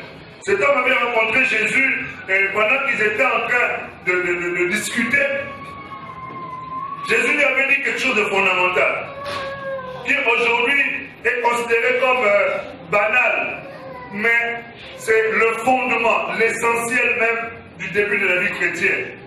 Jésus lui avait dit, il faut que vous naissiez de nouveau. Il faut que vous naissiez de nouveau. Aujourd'hui, le fait de parler à nouvelle naissance, en tout cas, c'est un sujet qui vaut pas la peine, mais c'est le sujet fondamental. Sans la nouvelle naissance, nous pouvons fréquenter les églises, nous pouvons prêcher, nous pouvons chasser les démons, nous pouvons imposer les mains aux malades, nous pouvons faire toutes ces choses-là, mais le Seigneur ne nous connaîtra pas pour autant. Alléluia. Je dis Alléluia. Et le milieu chrétien est rempli de gens qui font tout ce que nous faisons ici, mais qui ne sont pas nés de nouveau. Parce que pour chasser un démon, il ne faut pas forcément être né de nouveau. Tu peux chasser le démon au nom de Jésus. Et le démon obéira non pas à cause de toi, mais parce qu'il a reconnu le nom de l'autorité suprême. Le nom au-dessus de tous les noms, devant lesquels tout genou doit fléchir et toute langue doit confesser que lui est Seigneur. Alléluia. Je dis Alléluia.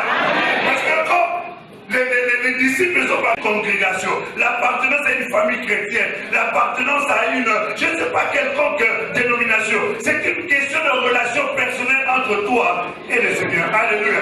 L'ancien, elle est déjà venue pour les vrais adorateurs. Ce sont ceux-là, c'est ceux qui sont nés de nouveau, qui deviennent des adorateurs du Seigneur. Alléluia. Les adorateurs qui adoreront le Père en esprit et en vérité. Et c'est là ce que le Seigneur recherche. Des gens qui ont une relation, une intimité, ont une vie personnelle avec lui. Je me souviens encore ici, nous avions partagé sur être un chrétien. Être un chrétien, ça commence d'abord par la nouvelle naissance. C'est la nouvelle naissance qui te fait entrer dans le royaume. Et quand tu entres dans le royaume, alors à ce moment-là, tu commences maintenant tout le long de ta vie chrétienne, commencer à marcher avec Dieu. Entretenir et commencer à approfondir une certaine relation, une certaine intimité avec le Seigneur, qui va nous emmener petit à petit à mieux le connaître et à bénéficier de tout ce qu'il a mis à notre disposition. Je dis Alléluia. C'est pour cela qu'il est important. Dans les Écritures, l'apôtre Paul est en train de nous dire quelque chose de très très nécessaire. Dans le livre d'Éphésiens, au chapitre 3. S'il vous plaît, allons-y ensemble.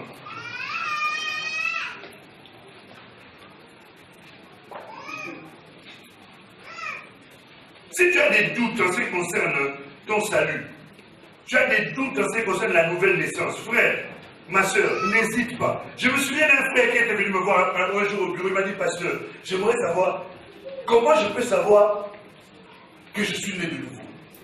J'ai beaucoup aimé sa question. Ça peut paraître bête, ça peut paraître, tu peux dire, mais lui aussi, quel type de question qu'il peut poser?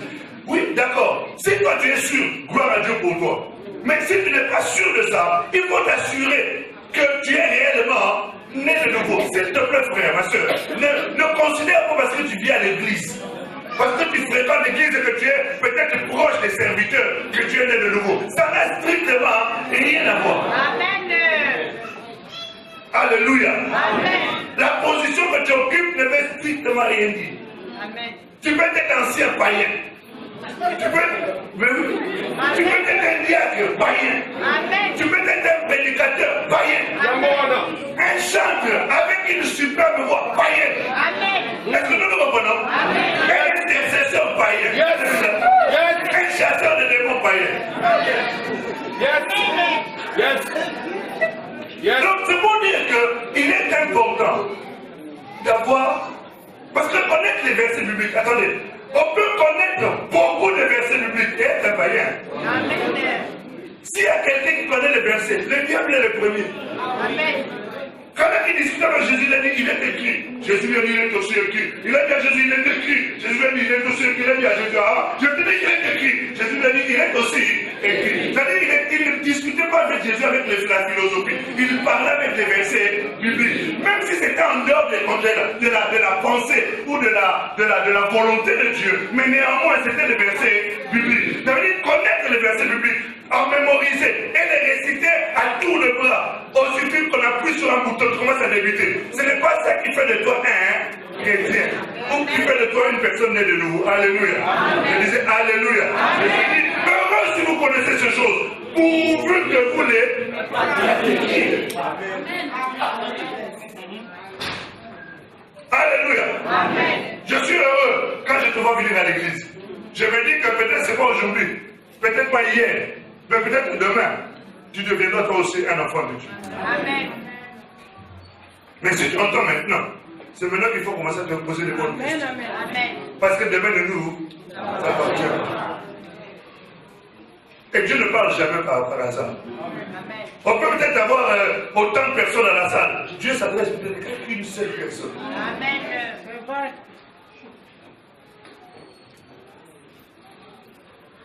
Les Écritures disent, dans le livre d'Éphésiens chapitre 3, à partir du verset 14,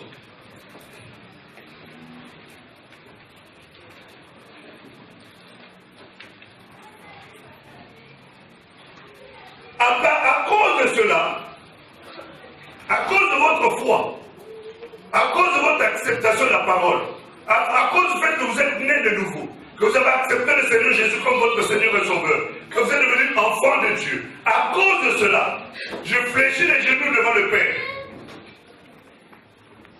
duquel tire son nom toute famille dans les cieux et sous la terre, afin qu'il vous donne selon la richesse de sa gloire, d'être puissamment fortifié par son esprit dans l'homme intérieur.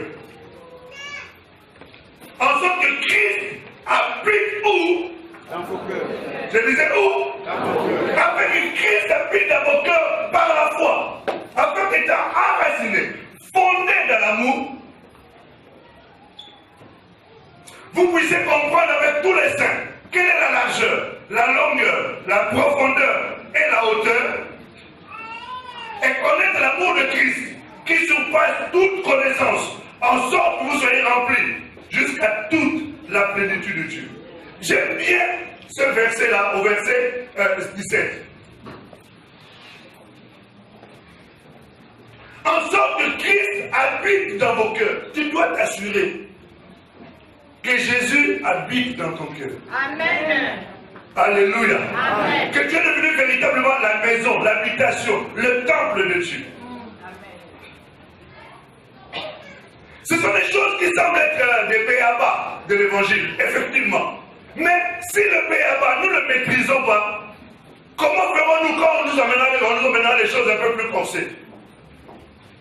Si le fondement n'est pas posé, et je me souviens encore, les versets qu'on nous avait donnés ici, si les fondements sont renversés, il faut être sûr que les fondements sont bien placés. Et chaque chose est à sa place. C'est à ce moment-là que tu peux commencer à construire et développer les choses avec Dieu. Et sur base du fait que nous sommes dans une situation où nous sommes sûrs que le Seigneur habite dans notre cœur, que le Seigneur est notre Seigneur, maintenant, nous pouvons maintenant développer une intimité, développer une relation, développer la connaissance de Dieu. Et cette connaissance-là de Dieu passe par l'intimité que nous avons avec le Seigneur. Je disais Alléluia. Amen. Alors, ça peut sembler contradictoire. Nous connaissons Dieu par les Écritures.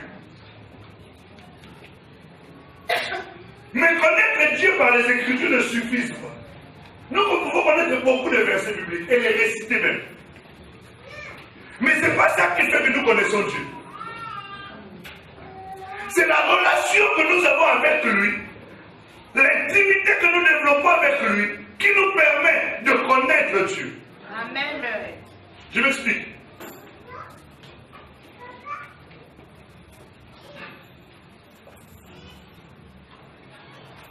Deux personnes peuvent s'aimer.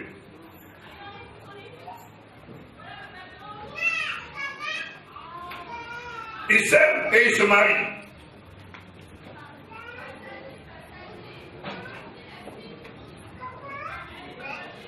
Lorsqu'on se marie, tout est beau, tout est merveilleux. On entend des déclarations de mon bébé, mon loup, mon canard. C'est toujours des animaux d'ailleurs. En tout cas, tous les animaux passent. Maintenant, après avoir cité tout cela, on va maintenant entrer à la maison. Et c'est à la maison, en ayant une vie ensemble, qu'on va normalement bien se connaître. C'est à force d'être ensemble qu'on va commencer à se découvrir. Si toutefois nous sommes sincères dans la relation dans laquelle nous nous sommes engagés. Parce que tu peux être avec quelqu'un pendant 5 ans, 10 ans et ne pas le connaître. Vous dormez dans le même lit, vous partagez le même repas, vous avez les mêmes activités. Mais curieusement, cette personne a une double vie et tu n'as jamais su ça. Une fois, j'ai rencontré une soeur, élue pasteur. Mon mari a 3 enfants. Je viens d'apprendre ça. Après 15 ans de vie commune. C'est-à-dire pendant 15 ans, vous viviez dans la même maison, vous mangez le même repas, vous dormez dans le même lit. Mais le monsieur avait une deuxième femme. Avec qui il a eu 3 enfants, qui ont à peu près l'âge des enfants avec la maison. Est-ce que nous comprenons bien? C'est pour ça que je disais que dans la relation que nous devons avoir avec le Seigneur, c'est une relation qui doit être basée sur la franchise, sur la transparence, sur une vraie sincérité. C'est-à-dire que je dis à Dieu, je montre à Dieu qui je suis réellement. Alléluia. C'est vrai que Dieu connaît tout, mais pasteur, Dieu connaît tout. Oui, c'est vrai, Dieu connaît tout. Mais Dieu a besoin, bien que connaissant tout, qu'il voit les choses venir de toi. Est-ce que nous comprenons bien? Il a besoin de sentir que les choses viennent de toi. Et c'est dans la relation de couple. Lorsqu'on se marie, on a besoin de vivre ensemble. Et à force de vivre ensemble, on approfondit notre relation d'amour, notre relation d'intimité. Et c'est ce qui permet, quand vous voyez un couple que quand ils se parlent, quand ils se regardent seulement la femme comme moi ici, là, il faut que je me taise. Je viens de dire une bêtise. Mais le mari ne lui a rien dit. Ou alors le mari se rend compte que ma femme n'est pas contente de ce que je viens de faire. Alléluia. Moi je connais Julie. Quand nous sommes quelque part, je vois Julie qui me regarde. J'ai compris que là, j'ai des explications que non. Mais personne n'a compris que Julie vient me donner un message. Que Julie vient me dire qu'à la maison, tu dois m'expliquer ce que je viens de dire. Et avec Julie, peut expliquer. Elle est gentille, mais.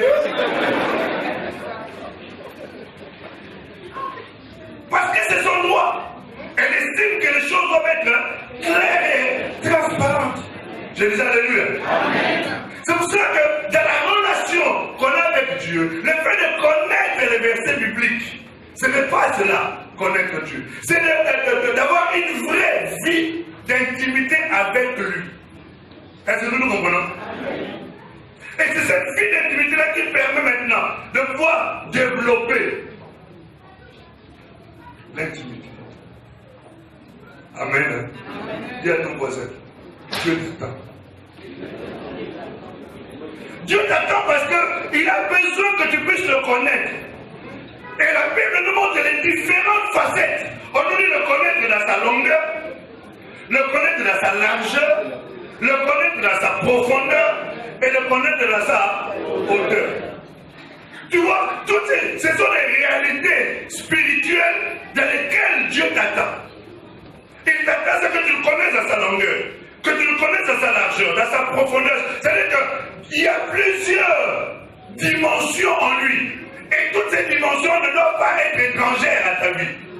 Amen. Tu connais peut-être que un jour j'ai discuté avec un ami. Il m'a dit, Philippe, aujourd'hui, je suis à l'abri du besoin. Humainement parlant, il dit, je suis à l'abri du besoin.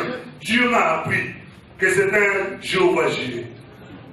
Il m'a mis à l'abri du besoin. Je ne me soucie plus en ce qui concerne l'argent. Maintenant, je veux connaître Dieu dans sa dimension de Jéhovah Rapha. Le connaître dans sa dimension de Jéhovah Rapha. C'est-à-dire qu'il est le berger, qu'il est le Dieu qui guérit.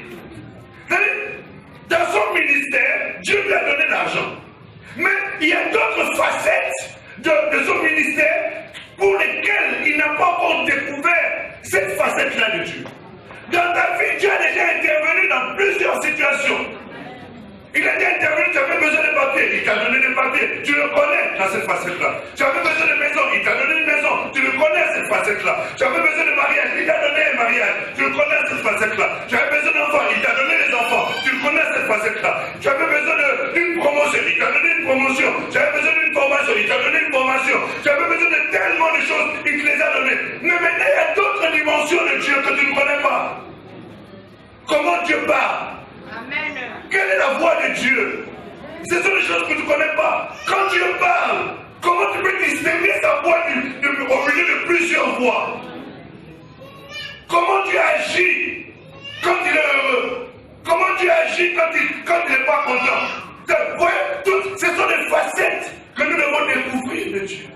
Et c'est pour ça que l'apôtre Paul est en train de parler de connaître sa longueur, sa largeur, sa hauteur et sa profondeur.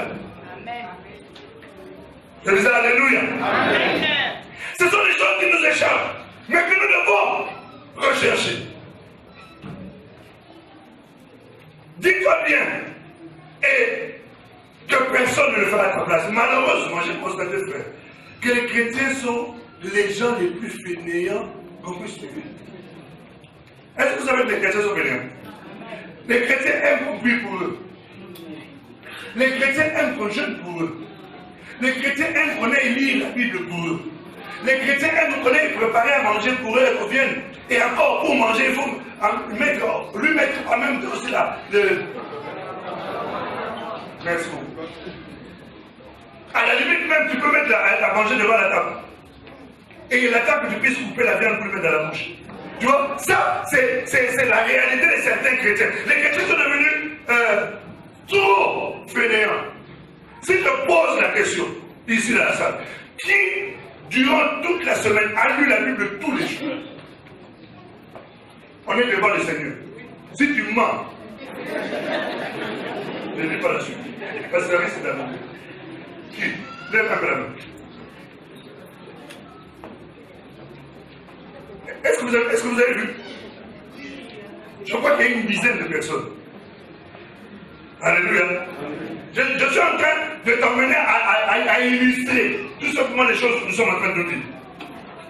Et si tu veux connaître Dieu, connaître sa longueur, sa largeur, sa profondeur et sa hauteur, ça passe par un certain nombre de choses que Dieu attend que toi tu fasses. Personne, je le répète, ne le fera à ta place. Moi, je travaille pour mon salut. Toi aussi, tu dois travailler pour ton salut. Amen. Je m'évertue, selon la grâce que Dieu m'a accordée, d'être le pasteur, de travailler pour t'emmener des choses qui vont contribuer à ton épanouissement, à ton développement, à ton affranchissement, à ton équipement, pour que toi aussi tu sois capable de te prendre en charge. Alléluia. Amen. Dieu ne veut pas. Et Dieu refuse des gens qui sont des assistés. Nous sommes dans une société d'assistés. Ah oui, nous sommes dans une société d'assistés, frère. Dans une société où, quand tu touches, l'assistance sociale est là. Quand tu fais ceci, il y a ceci. Quand tu fais il y a toujours quelque chose qui est là pour t'aider. Il y a le RSA, tu ne travailles pas, nous te payons. Et tu trouves des stratégies même pour faire en sorte qu'on ait l'impression que tu cherches du travail. Mais tout ça parce que ça te convient d'être assisté. Moi je connaissais une soeur, elle aimait l'assistanat. Elle inventait tout pour être dans le RSA. Jusqu'à ce qu'un jour Dieu l'a délivrée. Aujourd'hui elle a un très bon travail. Elle a fait une formation, elle a une très bonne situation. Mais elle prenait plaisir à être assistée. S'il vous plaît, dis à ton voisin, refuse l'assistanat.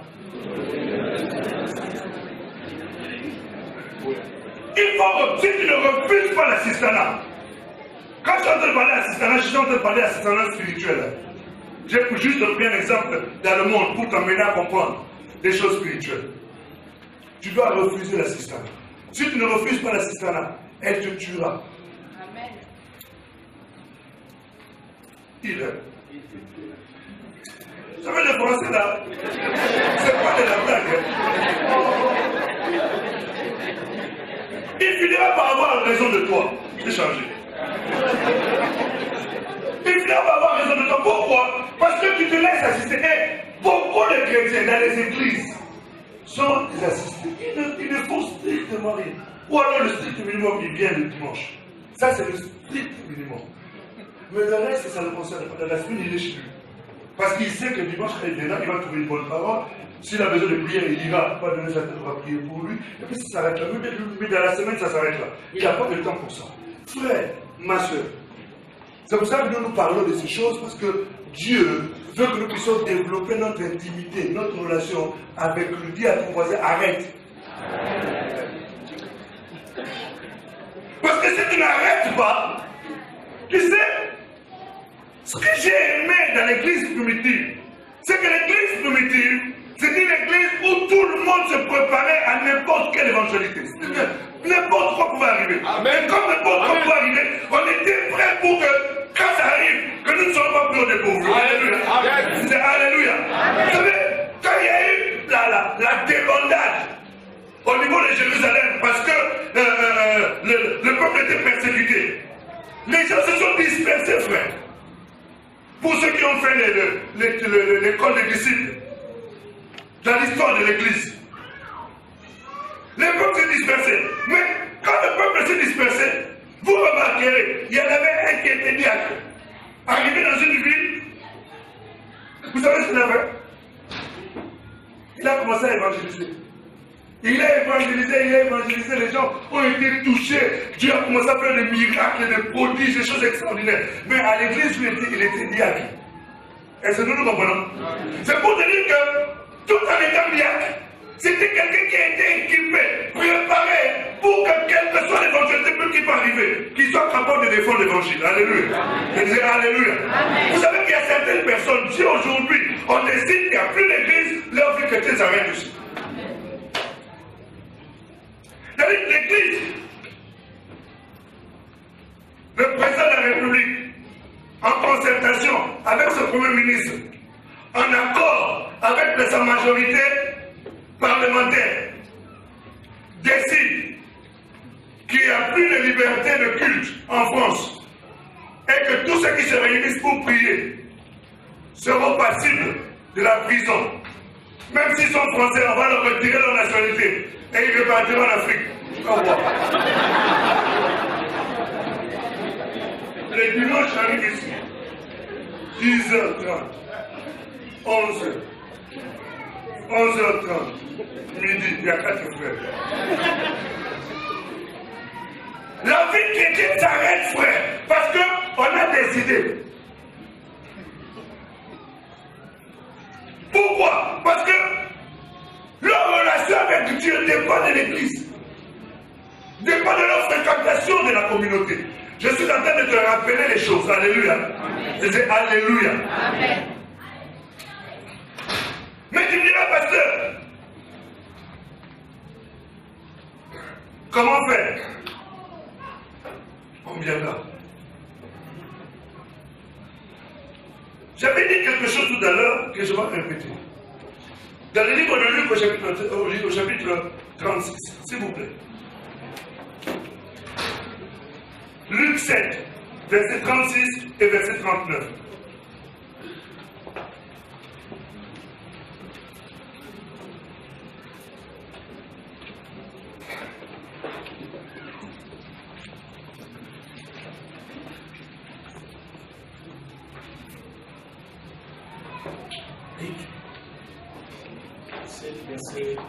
Verset 36. Il leur dit aussi une parabole. Luc 7, 7. Un pharisien pria Jésus de manger avec lui. Jésus entra dans la maison du pharisien et se mit à table. 38. 39, pardon. Verset 36 et verset 39. Le pharisien qui l'avait invité, voyant cela, un pharisien. Luc 7, verset 36 et le verset 39. Verset 39. Verset 36, verset 39. Le pharisien qui l'avait invité, voyant cela, dit en lui-même, si cet homme était prophète, il connaîtrait qui et de quelle espèce est la femme qui le touche. Il connaîtrait que c'est une pécheresse. Amen. Je dis Alléluia. J'avais dit tout à l'heure que la position qu'on occupe dans une église, dans une communauté, dans une congrégation, dans une organisation, ne fait pas que nous puissions avoir une intimité avec le Seigneur. Ça n'a rien à voir. Vous voyez, ici, on est en train de parler d'un monsieur. Si vous regardez bien, vous savez comment on l'a appelé au verset 36? Un quoi? Un pharisien. Alors peut-être que pour toi, le mot pharisien, c'est juste un mot qui passe comme ça.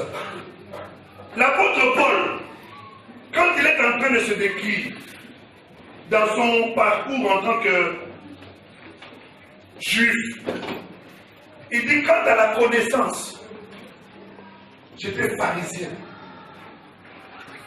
Et Paul était quelqu'un qui était instruit dans la loi de Moïse. Il connaissait parfaitement la loi. Il savait ce qu'était la loi de Moïse. Et ici, on nous dit que ce monsieur était un pharisien. C'est-à-dire, en d'autres termes, c'est quelqu'un qui était un enseignant de la parole. C'est quelqu'un qui connaissait les Écritures. Il savait ce que Moïse avait dit. Il savait ce que les prophètes avaient dit.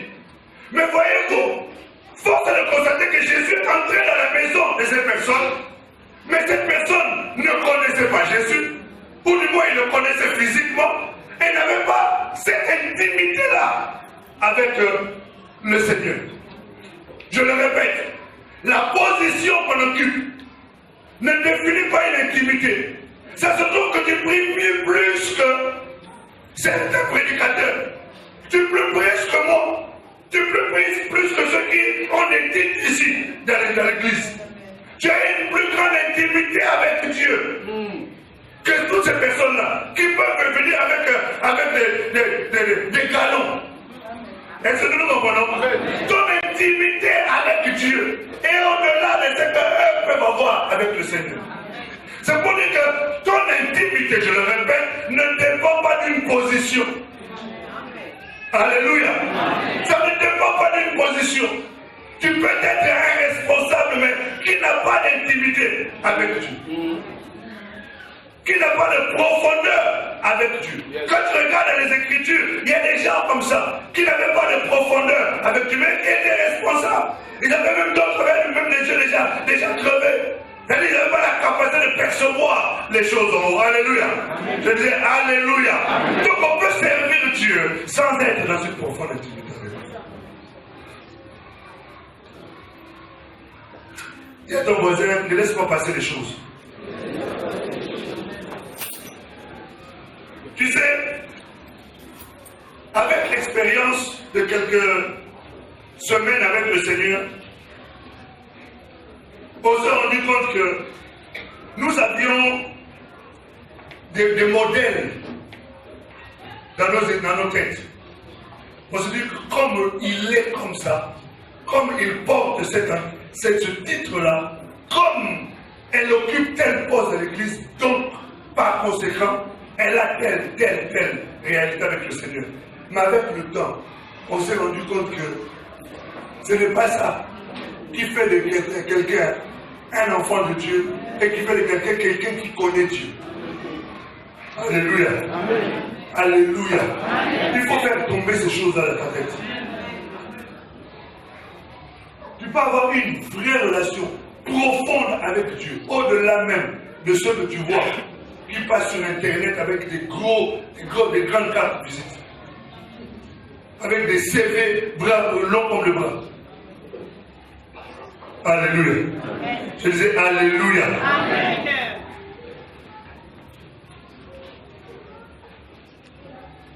Tout à l'heure, je vous avais dit que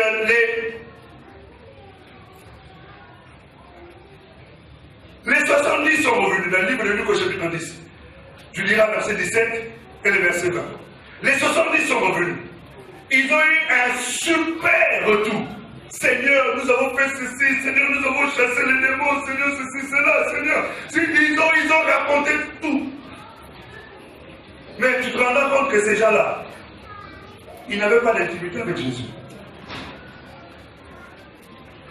Les Pierre, les Matthieu, vous savez quand est-ce qu'ils ont commencé à avoir une vraie relation avec le Seigneur?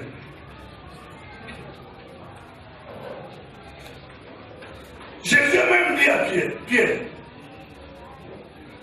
quand tu seras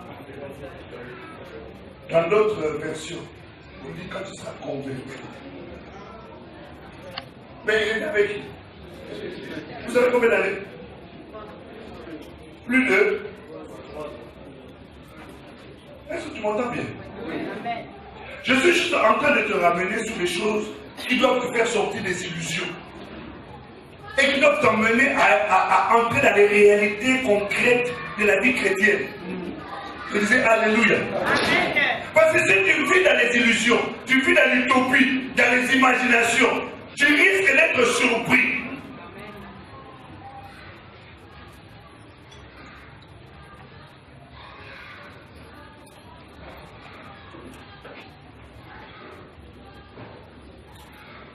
En fait, dans l'histoire, Simon, lui, le pharisien là, il était préoccupé plutôt par sa position de pharisien.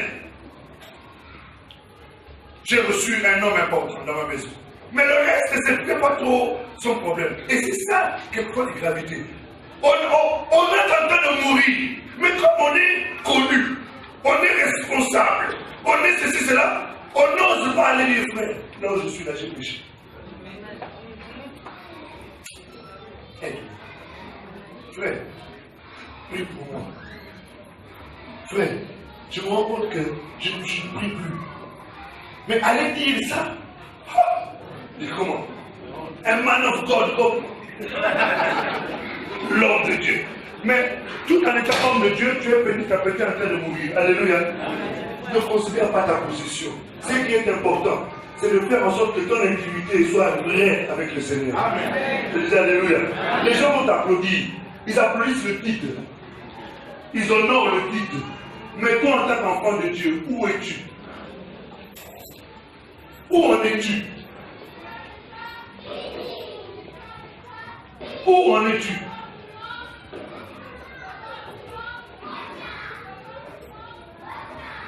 Où en es-tu? Ne dors pas. Amen. Amen. Ne privilégie pas ton nom. On s'en fiche de ton nom. Moi je suis. Tu n'es rien. C'est Jésus qui est tout. Amen.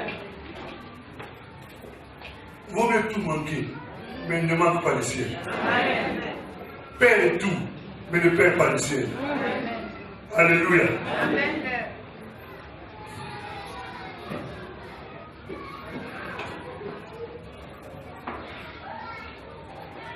approfondir son intimité avec le Seigneur passe par un certain nombre de choses. La première d'entre elles,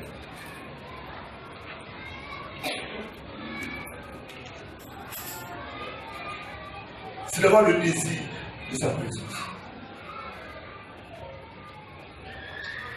Je vous l'avais dit un jour ici, un homme de Dieu, pasteur, c'était quelqu'un qui était dans toutes les maisons, dans tous les hôpitaux, dans tous les deuils. Il était partout. Et un jour, Dieu est allé voir un frère. Il a dit, va dire à mon serviteur. Vous savez ce qu'il lui avait dit? Dieu lui a dit, il me manque. Va dire à mon serviteur, il me manque. Est-ce que vous avez compris? Il n'a pas compris. Ça veut dire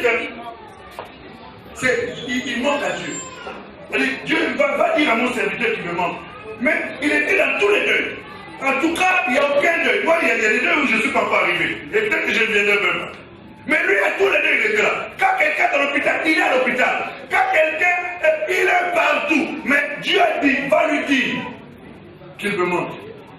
C'est-à-dire quoi? C'est-à-dire qu'il était occupé à beaucoup de choses concernant les choses de Dieu. Mais il n'avait pas le temps avec Dieu. Je disais Alléluia. Je disais Alléluia. Il y a un psaume que j'aime beaucoup.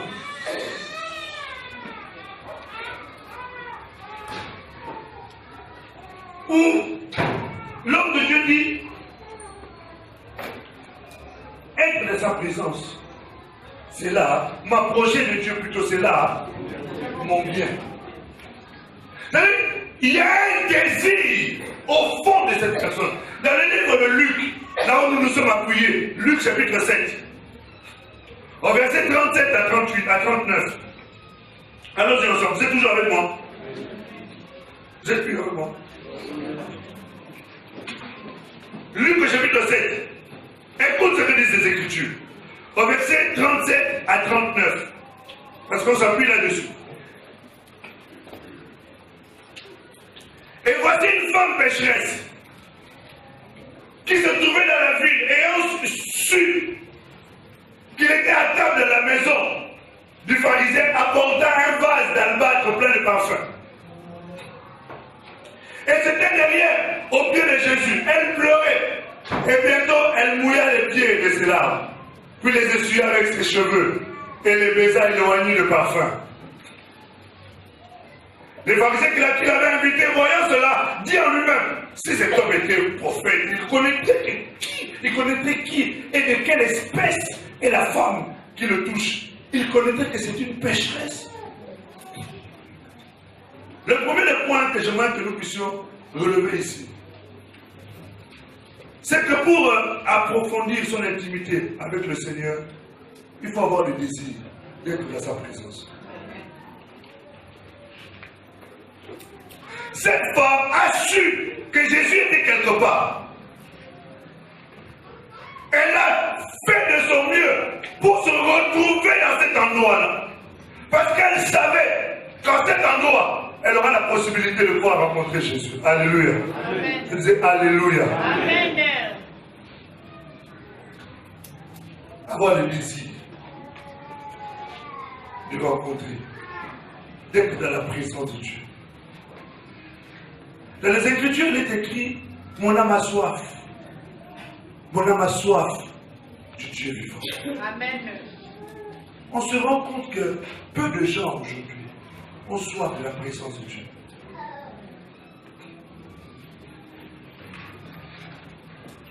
Je pose une question. Il y a un jour là, réveille Eric. Eric, voilà, je sais que tu me dis. Mais pas pour le moment. Je pose une question. Sois sincère. Qui vient les vendredis à l'intercession?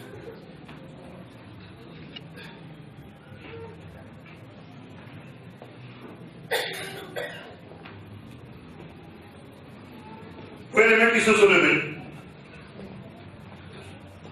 Vous avez le nombre de mains qui se sont levées. Je crois qu'il y en a une dizaine. Que personne ne te trompe, frère. Que personne ne te trompe. Je le répète, que personne ne te trompe. Si tu n'as pas le désir de sa présence, tu ne développeras jamais l'intimité avec le Seigneur. Amen. Je pose encore une question. Qui sont ceux qui ont une discipline spirituelle? C'est-à-dire que chaque jour, ils s'imposent une discipline.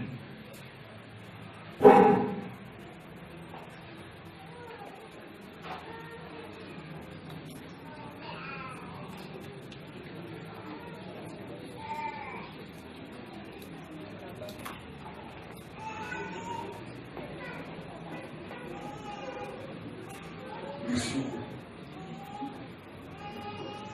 Quand je pose ces questions, je suis en train de t'interpeller. Je suis en train de te faire prendre conscience de l'état dans lequel nous nous trouvons, dans l'état dans lequel toi tu te trouves, d'une manière personnelle. Tu dois réfléchir à ce que tu es. Et où tu vas. Si tu n'as pas le désir de la présence de Dieu, tu ne pourras jamais développer une telle intimité avec lui. La Bible dit ceci. Quand quelqu'un s'approche de Dieu, qu'est-ce que Dieu fait? Je n'ai pas compris. Non, je n'ai pas compris. Quand quelqu'un s'approche de Dieu, Dieu fait quoi aussi? Mais quand tu n'as pas le désir de s'approcher de lui, que veux-tu que Dieu fasse? Il ne t'approchera pas de toi, frère. La logique est implacable. Lorsque quelqu'un s'approche de Dieu, Dieu aussi s'approche de cette personne. Amen. Mais toi, tu n'as pas le désir de sa présence, c'est-à-dire de t'approcher de lui. Mais que veux-tu que Dieu fasse? Tu pleureras, tu te lamenteras, tu verseras des larmes, tu raconteras tout ce que tu voudras, qui veut l'entendre. Et après, ils diront rigoler après toi, derrière toi. Mais ça ne changera strictement. Rien.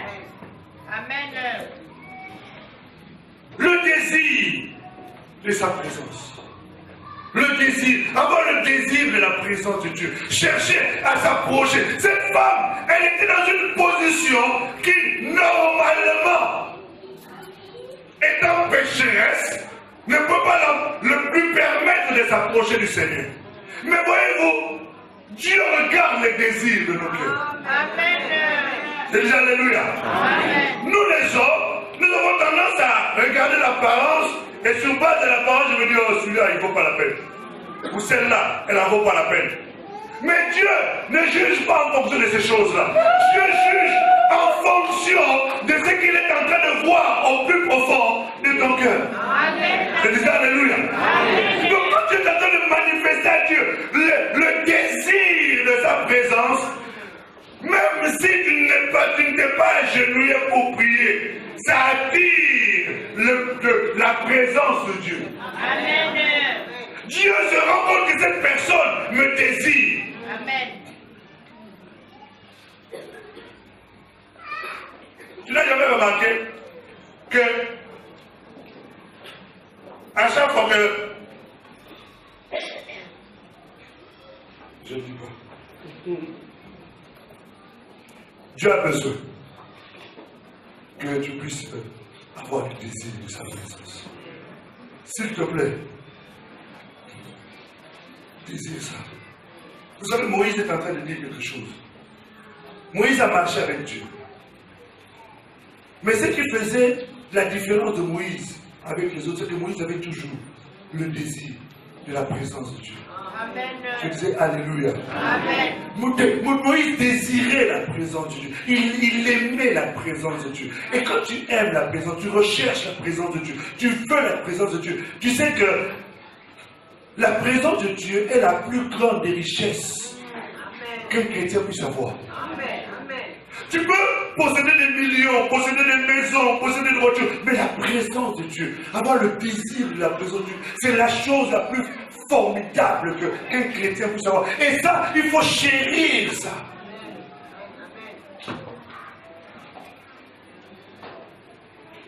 Vous savez pourquoi personne ne dit Amen?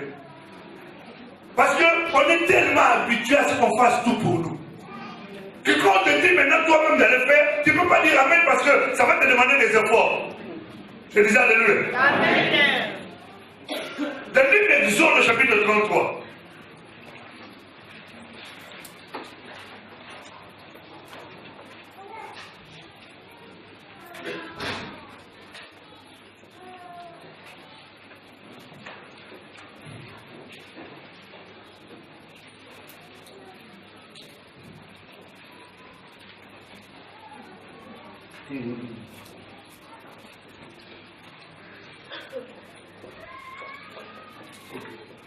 Nous autres 30 ans, on lira ça jeudi. Parce que si je lis, je veux me sentir obligé de vouloir développer. Jeudi, nous nous retrouvons ici, nous partagerons encore sur approfondir son intimité avec le Seigneur. S'il vous plaît, les caméramans, vous aussi, vous filmez seulement les dimanches. Merci d'être aussi là les jeudis. Je sais que vous êtes occupés, vous avez beaucoup de choses à faire, vous êtes des hommes et des femmes très sollicités. Mais faites en sorte d'être là aussi jeudi, parce qu'on a besoin aussi de garder les souvenirs de ces choses. Si tu dois retenir quelque chose aujourd'hui, tu dois retenir que tu dois absolument approfondir ta relation avec le Seigneur. Ne te trompe pas par des faux raisonnements. Ne te trompe pas avec des illusions. Mais tu dois prendre une vraie décision. Que ta vie chrétienne ne doit plus être ce qu'elle est aujourd'hui. Je disais Alléluia. Tu sais que tu es tombé dans une certaine forme de routine qui est en train de te détruire sans t'en rendre compte. Tu as pris des habitudes avec Dieu. Dieu ne te surprend plus. Dieu ne t'étonne plus. Dieu est devenu comme tous les autres dieux. Alors que tu pries un Dieu extraordinaire. Mais tu ne vois plus son côté extraordinaire parce que tu ne développes rien avec lui.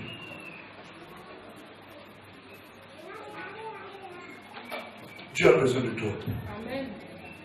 Je t'amène aussi le message de la part du Seigneur. Tu lui manques. On va se lever.